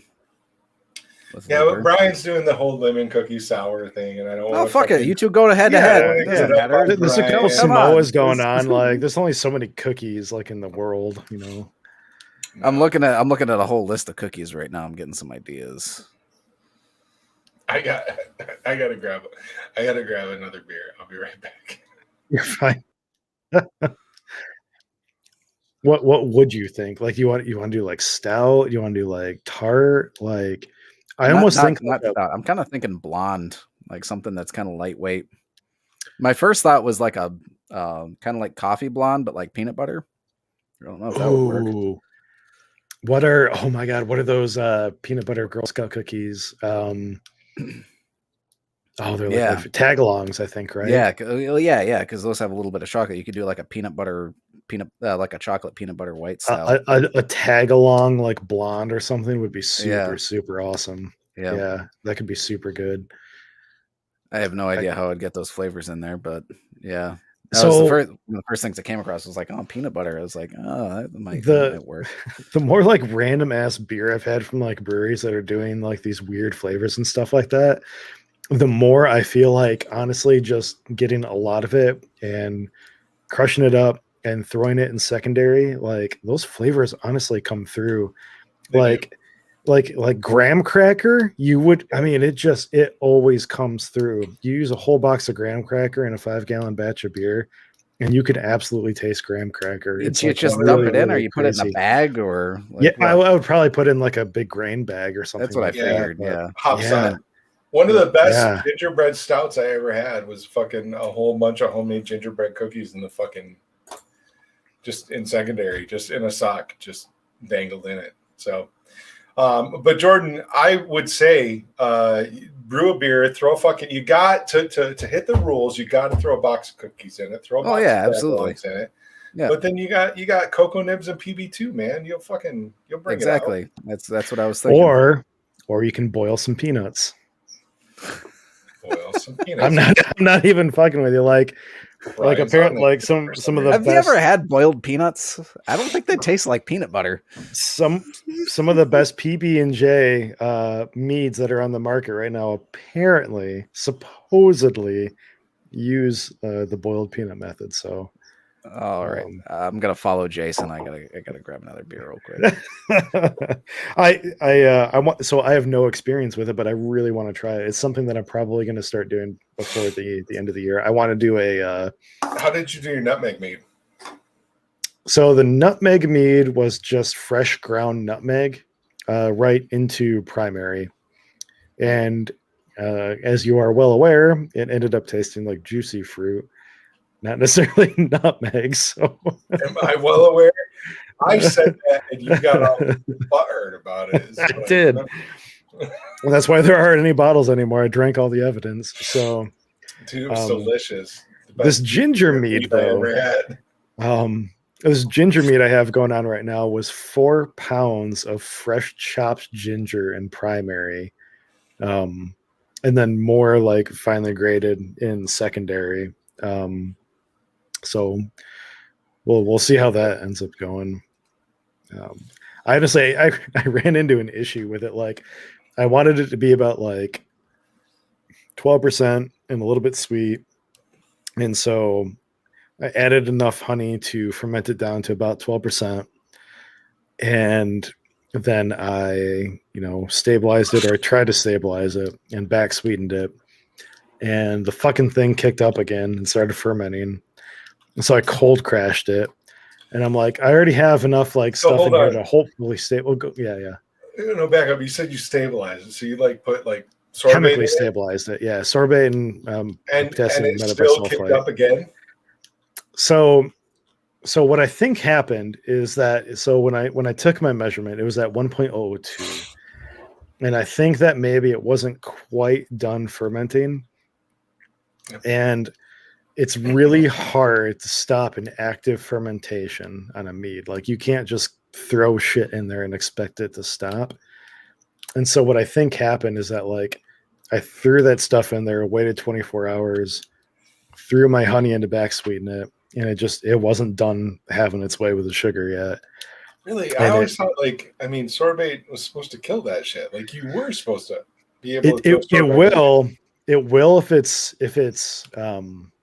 if it's all done doing its stuff and sort of crashed out a little bit and just sort of at rest.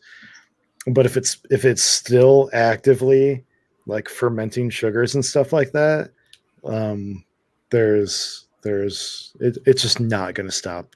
It's not going to stop active fermentation. Yeah. I didn't know that. So it kept going. It was really slow.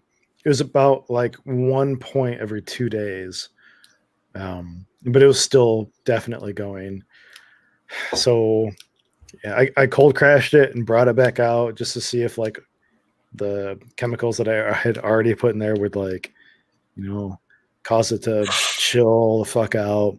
And it continued going on again. And so I cold crashed it again for another couple days and brought it back out and added more stabilizers. So right now I think it's sitting at about 1020. I'm going to take readings over the next couple of days and see if I actually stabilized it this time. But we'll see. It's still pretty dry. Is that what you're going for with it? Yeah. So we'll see what it's at. I think I was going for around 1025, and it's at 1020 now. But I've had people try it, and they say that they wouldn't want it any sweeter than it is right now. No. So do you know what it was when I tried it? What do you think it was? When I first tried to stabilize and back sweeten it, I think I back sweetened it to about 1028. So, and I was taking samples and mixing in honey and taking it upstairs to Shayna, and we were sampling things, and it ended up being that the ginger was not super potent, but enough where it needed some sort of sweetness to sort of balance it out a little bit. And right around that 1025, 1028 mark, was pretty good. But even at 1020, I think it's okay. So it's not like I can't add more, honey back into it again or something like that. The Friday that I tried it, it was delicious. And I'm not a huge super fucking ginger fan. And I told you that. And it was sorry, Patrick. It was sweet enough. Did we piss Patrick off? Well, isn't he a ginger? Yeah. Well, him and McQuillan, right? No, they don't have any souls anyway. That's just the Daywalkers. It was delicious. It was delicious. So yeah, we'll see. I want to enter my first mead competitions this year. I haven't entered a mead in a single competition yet, and I'm nervous as hell. So I've got my I'm mead. looking forward to it. I want to put into the Michigan homebrew. That Hell was the yeah, whole, dude. whole reason why I brewed it. So, Awesome. Mission Beer Cup. yep, and it's made with Michigan mead or Michigan honey. So it's all Michigan. Hello. Hello. Hi. RP. RRPP. Fantastic. How are you? Wow, this is interesting. Who's this coming in from YouTube's? From YouTube's. That's great. We appreciate you watching. Yeah. But how you feeling, Jason? I'm feeling like I have to finish this Berliner so that I can break into my last beer of the 6-pack. And Did you seriously blow through a whole 6-pack tonight? Jesus, dude. Yeah, this show should have probably ended an hour ago. That's whatever. When we were only a half hour in. Probably. We could just start breaking out bourbon. I just bought a new bourbon. Well, now I can't remember the name of it. You would have half an hour ago. Yeah. My next one is by Pigeon Forge. Now I got to look at it. By who? Pigeon Hill? Forge. Pigeon Forge. Pigeon Hill? Oh, Pigeon Hill. I was Thank you. Pigeon Hill. Beach, please. Yeah. Templeton. That's the name of it. Templeton Rye. Now you got Templeton, right? That's decent. Yeah. I mean, if we need to go into bourbon, I still have some Basil Hayden's. Oh, dude, I drank that shit. That basil will not last in my household. I had some weakness. I got enough to be dangerous. So RRPP. Thank you for joining us on YouTube. Yeah. I don't know how you can even keep that shit on your desk. Without drinking it or just like, no. Is that what it's like to not have like addictions and stuff? I was gonna say it's bad enough that my kegerator is just outside my office. I actually don't dip into the bourbon, but once every like couple weeks, probably. Like it's very much like it's probably something that like we as like the homebrew community need to address a little bit, like real talk, but like sometimes like I dip into the bourbon a little bit, like at the end of the night, just to help me go to bed. Like alcohol helps me sleep. So yeah.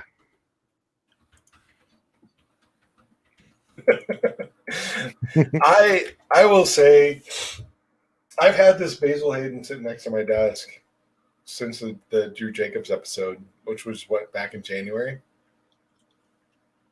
And I've only tucked into it one time since then. It's just been sitting here. So okay. Maybe the anniversary show, I finish it off. There's not that much.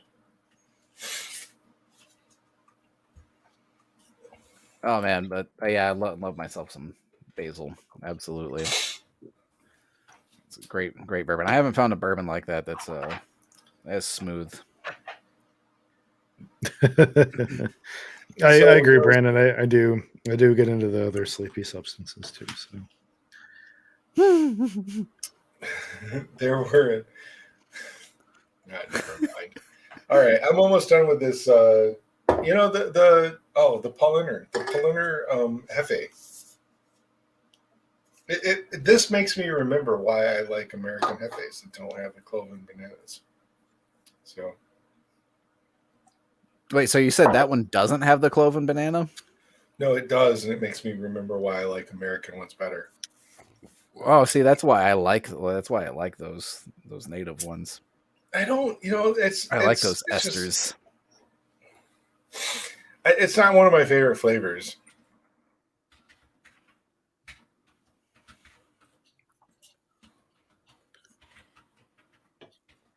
Sorry, chugging down beer over here.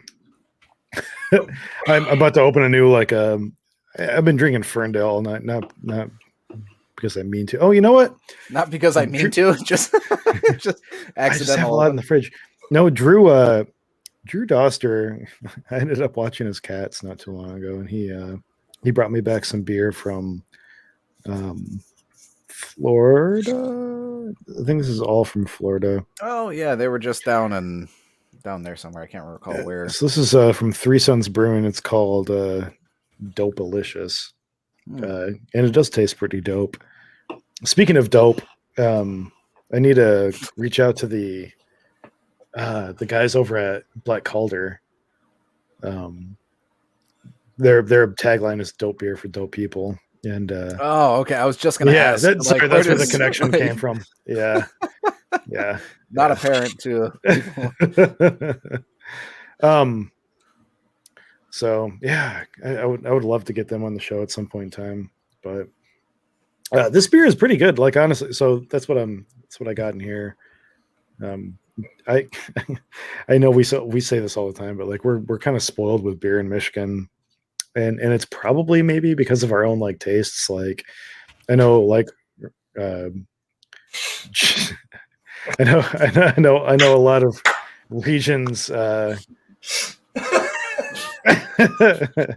know a lot of regions have their own oh shit tastes. But yeah, Jordan's my favorite. Jordan is adorable. And Jordan's got this new haircut. He's got like this Ragnar Lothbrok haircut going on. Jordan, show us that.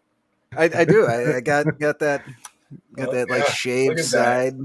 Oh dang, when'd you do that, dude? Yeah. Trying. I figure, I might as well, if I'm gonna do it, I might as well just go full on Viking. There you go. Rumor has it, I haven't seen you all, but rumor has you've lost like 40 pounds or something like that recently too. Yeah, 50. Holy shit. I found them for you. I found them. If you want them back, you can have them. No, that's okay. I actually just I've been on this like hunt for pants because nothing that I own fits, and I'm not that I'm really trying to brag, but because I just overshot and didn't think I was going to get there. But I'm down to a pant size I wasn't in since high school. Awesome. So everybody else through COVID is like at their peak, or like I'm back up 50. And then you're the cocksucker that has to be fucking. Yep. That's So, fuck you, Jordan. Either that or I'm dying or something like that. But yeah. So Brian, because I don't care. If people get sick of watching, they can stop watching. I don't necessarily know if I want to dig into this Beach Please, but I have. Beach Please. You want to dig into it? No, I have Ferndale's Strawberry Funfetti. I forgot that you got one of those. Should we save that for the anniversary episode? Should it be like a birthday cake for a birthday episode? I should just drink it, right? You should just drink it. I want to know what you think of it right this very moment. All right, I gotta empty this glass first. Brian wants to live vicariously through your tongue. Oh, I had one already, and I thought it was the craziest fucking beer that I've ever had. Honestly, like, and like you wouldn't think that like a birthday cake flavored sour beer would be like anything that should be good, but it like. I think that sounds amazing. Actually. It was like I hate being that guy. I hate being like, oh yeah, this is fucking like birthday cake like with vanilla and blah blah blah, like hype. But it was actually really good. It turned there off. It is. Happy birthday, Ferndale. Yeah, look at that. God damn it! Strawberry birthday sour. I gotta get on some of this beer. I'm over here drinking Kirkland and fucking Truly. Like I gotta get on some. Yeah, but you're also 50 pounds down, and I am. So I wouldn't fucking. So you're doing all right. Again, fuck you, Jordan. This is a Strawberry Funfetti birthday sour with strawberry, vanilla, graham crackers, sprinkles, cake batter, and milk sugar. Our first year was filled with unexpected pivots and hard-earned success. A year swimming upstream has only made us stronger. We are a Pisces, after all, creative and empathetic to the core. true to our birthday sign, every day we celebrate with kindness. We've seen this past year. And as we blow out the candles, our first birthday celebration, we can't wait for that. For all that happens next. I guess I didn't realize that they were that young too. Like, you know, that was funny. I was at Arvon this weekend, and I was talking to the bartender, and I said, you know, I was trying to explain what Michigan Brews was, and I'm like, you know, we've only been around about a year, and he's like, so have we. really? So, I thought Arvon was around for a couple years too, at least. Huh? No, they're just hitting their 1 year. So here goes my 6th beer of the night. There you go. Cheers. Ferndale. Cheers. Cheers. Got a little bit of this guy left. Holy shit. It's not often Jason has to cover his mouth like that. Like either it's awful or he just It is saw. everything it says it is. Isn't That was it? a reaction. It is funfetti cake. I think that goes back to what I was talking to Jordan about like dumping ingredients into like a beer in secondary and like having it take on that flavor. Is that like, what they did? Did you discuss? Oh yeah, if you read the label, it says rested on like funfetti like cake batter. Like Oh, so they did the cake. Oh, that's interesting. That's an idea. Yeah. They did the cake batter rather than the actual cake. There's Yeah. That's like I legit think they took like boxes and boxes of funfetti cake and like just dumped it into the secondary. Oh, so you know, okay. have you ever So it's just like the might mix. be really Yeah. This might be obscure, but have you ever eaten? It doesn't have to be sprinkles, but have you ever eaten like a mass-produced candy, and you get that kind of glazy, floury candy taste? Mm-hmm. And I mean like white flour, like the cake. God damn it, this is fucking spot on. Like it tastes like you're eating sprinkles. Yeah. I think they added sprinkles to secondary too. It's got that flavor, that weird sprinkle. I mean, that's just sugar, right? I know, but it's sugar with that like carnauba wax, right? Because they toss it, yeah, they pan it. Fuck, it's super fucking weird. but it really, that's I know that's like it's why I was saying it shouldn't work, but like damn, it's like pretty solid. And I couldn't see that as not being a sour. Like after drinking that, like I wouldn't want to drink that as like a straight blonde ale. Like it just wouldn't have the same effect. Too sweet or what? Like break down those flavors, Dr. Brian. Or Jason. It probably is really sweet. So I took a gravity reading. I've taken a few gravity ratings on their sour like fruited beers, and they come in between 1040 and 1050 final gravity. Oh, that's pretty. So that's they're not. Yeah, they're sweet. And I don't Jason know. Had to go cry. I don't know. I had to blow. I'm not doing that on camera. You just mute yourself. We can Yeah, watch. but you're gonna That's see me fine. do that. No. What if you like blow something that hits your like webcam or something?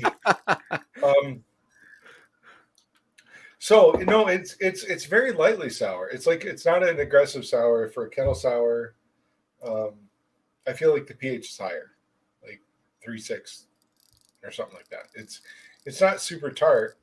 It's got a good strawberry fruitiness to it, but it's very fakey strawberry. Mm-hmm. But it for somehow it encapsulates that white cake sprinkle flavor. And if that's just because they rested on fucking cake dough and sprinkles, it totally is. Is there lactose in it? Did they lactose? Yeah, in it? yeah. Okay, I figured as much. Most of those they have lactose in it. I think it's quite a bit too. Like and the gravity on that I don't think is super low either. Like most of those that they do end up being in like the 6, 7, 8% ABV range.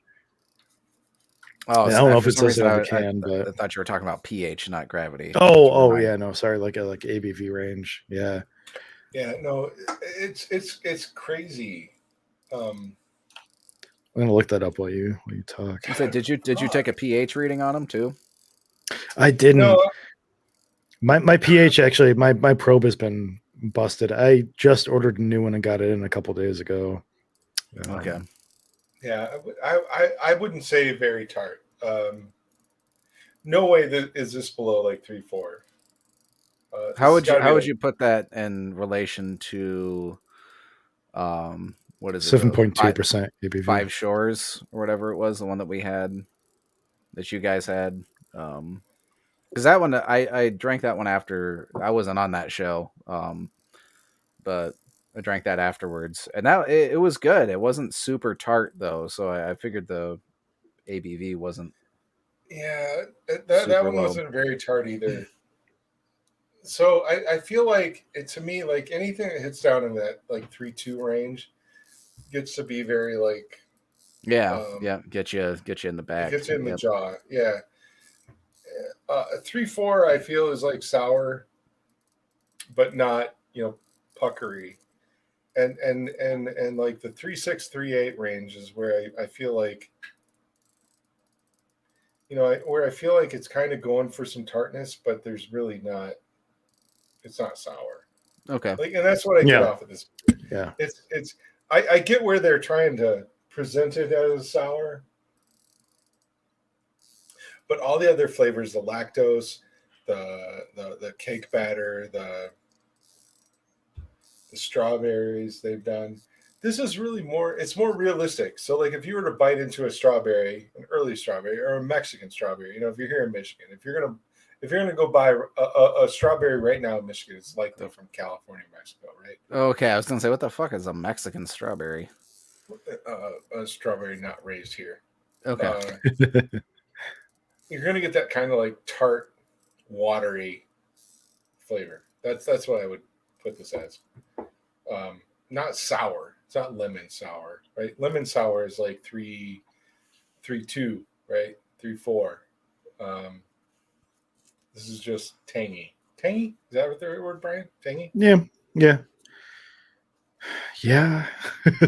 Not too much so though. Like it's just like it definitely like 3.6 probably, like right at the edge of being like a tart beer, but like I feel there's so much sugar that it brings it up a lot, and like it's hard to tell that it's even like that tart. It's almost like a like how like when you drink a mimosa, it's like a little tart, but still like alcoholic enough, like there's enough like wine in there or whatever, or champagne, that it kind of like it cuts like the tartness of the OJ a little bit. Like it's kind of like that.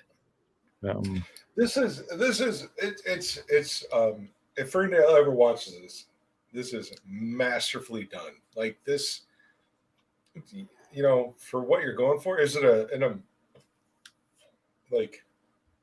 a world-class beer that I would slam every day? No way. But it's a birthday. It's definitely a celebration of. But it's what you said it was. It absolutely is. Yeah. It's cake. Yeah. It's tart. It's fucking job well done. This is awesome. This is everything that they put on the can. You can taste. I can taste the sprinkles. I can taste like almost the wax on the sprinkles. I can taste the white cake. It's very clearly a white cake. I can taste the strawberries.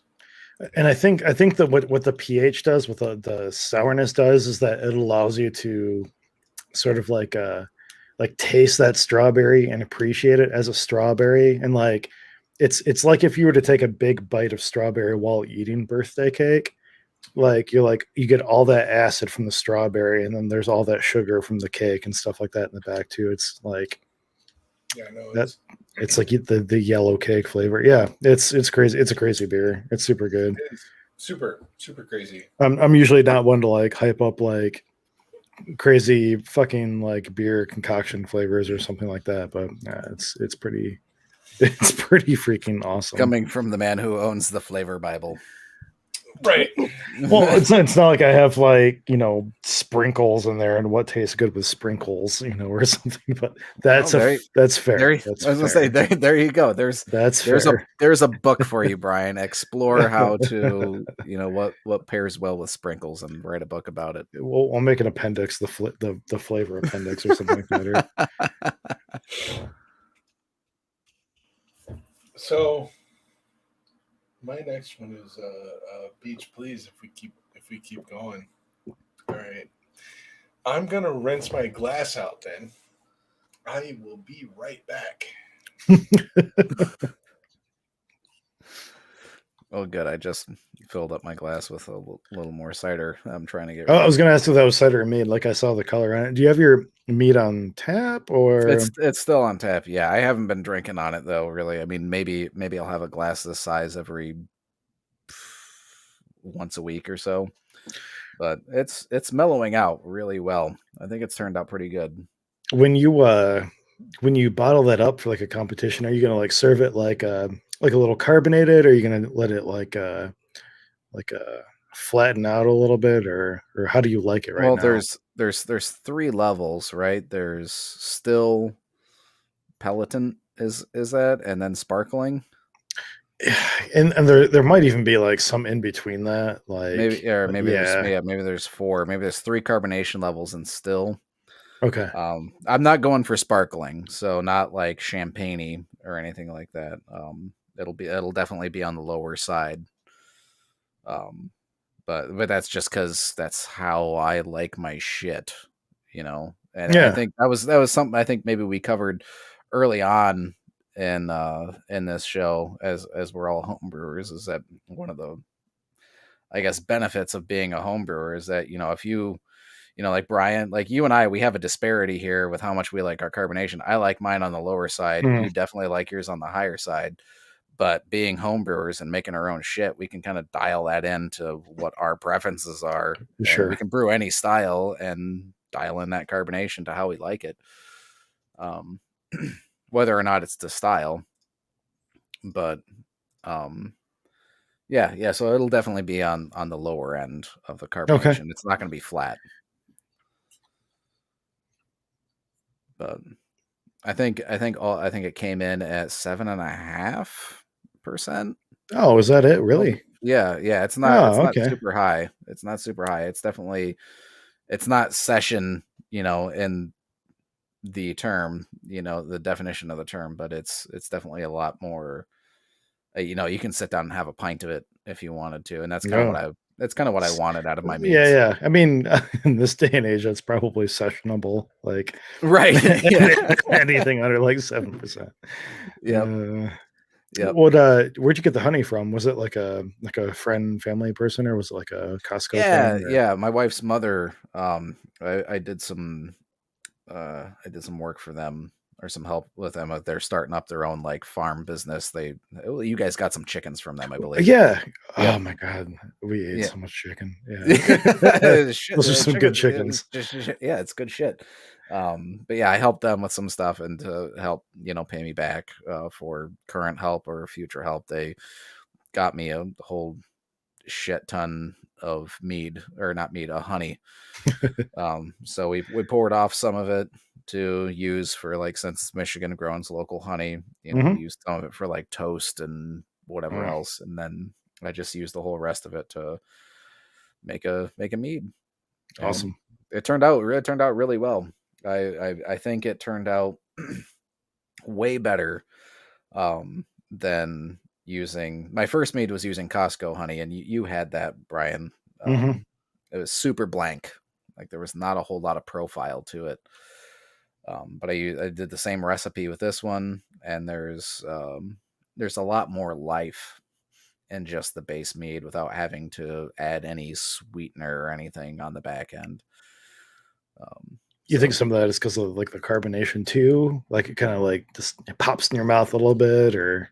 Yeah, that could be. So it could be some of the carbonation, but I think it's definitely more than just that. There's a lot more flavor going on with it, because it's a local honey, right? Yeah, it's local. very much. Yeah. they're around farmland and whatnot. So I mean, shit, they could be doing corn, beans, Yeah. wildflower. It's a Yep. conglomeration of everything. So it's a lot more complex. So there's a lot more flavors going on with it. At first, I wasn't sure if I liked it, but after it aged, I think some of those flavors that I wasn't so sure on kind of mellowed out, and it's definitely turned into a lot more of a bright flavor. Have you been aging it in your like Keyser the whole time? Yep, Or it's just been awesome. sitting cold. Okay, Yep. oh, that's super cool. So I guess Yeah. in that aspect, it's kind of like lagered, so it's been sitting for like 8 months in my kegerator. Recently, I stumbled across some of my first mead that I ever made, like roughly like not too long after I started like homebrewing. And so it was from, I think, like 2016 is what the caps say. And Shannon and I opened a couple bottles, and like they're not pleasant. Like they're so beautiful. They're so crystal clear and like yellow and gorgeous. And they just taste like fucking awful alcohol terribleness, and they're just not good. Like there's people say like you can age out like a mead and like it'll become okay, or whatever. Like nah. This was like 5 years old, and it was just there's no redemption for it yet. Like, I feel like after 5 years, if you're not noticing some some positive change, it's probably not going to get there.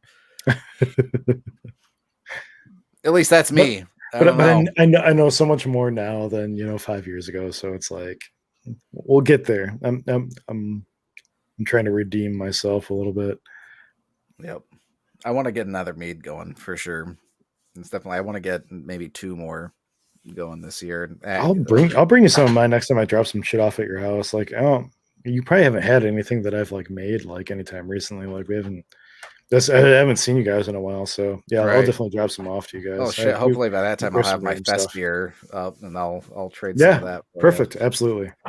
Yeah, I've got my my blueberry too. That I need to bring you a bottle of that. I just copied whatever Brian told me to do. So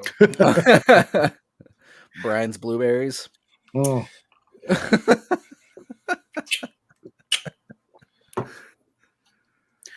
Well, we've been going on a couple hours now. What do you guys think? Well, it has been 2 hours. I just cracked my 7th beer. You're a trooper, man. Like I'm counting 1, 2, 3. Welcome to Monday. Yeah, and what I started with. So you're definitely 7 beers. I went down to get the other glass because I didn't want to mix this wheat beer in with that sour beer. And Amy was like, "You're still on air?" Like, yeah. Yep. It's been an amazing night. So what? No show next week. We'll be back on the 3rd with something. Then no TBD. Show on the 10th. Yep. And then we'll be back on the 17th of May with our anniversary show. We hope everybody can come hang out with us for that. Hopefully, maybe it'll even be in person. I don't know. Maybe it'll be like a BBA seltzer episode, right? Like, why haven't we done that yet? Holy yeah. This is the best of both worlds. I'm just gonna start. I got so much seltzer downstairs. I'm just gonna I'm gonna dump a bottle of basil in it. Yeah, I was just gonna say that. Just start taking a shot, doing drop shots and seltzer with bourbon. Right. So at this point in the show, I know that, like I said, we talked about earlier, more viewers will pop up in the post, but there's 4 of you still sitting here with us. So you guys are thanks all 4 of you. Maybe one of you is RPP. Yeah, RPP who likes Jordan. Apparently, thank you. Hey. You know what, our RPP, if you go and donate to Kalamazoo Rabbit Rescue, Jordan will take his shirt off on air. Thanks for volunteering me, Jason. That's what I do. You got 2 of them on. Shut the fuck up. It's true. It's true. I'll take one of them off. Anyway. Maybe it'll be the under one. So, again, for those of you that are our friends that watch this, no show next week. But if anybody listening still after 2 hours and Does 5 minutes, R stand for Rabbit Rescue? Brian, is that you? I'm not padding our views, I promise. good call, Brandon. Yeah. So for those of you that are still sticking with us, if you have any ideas for shows that we should watch or that we should do or watch or shows, watch, I'm always looking for good podcasts. So, Yep. All right. Where's our outro? Is there anything I'm missing? Nope. Cheers. I'm out. So Cheers. I mean, it is what it is. Jason on 7. Number 7. Good night. Cheers, everyone. Have a good night. Good night.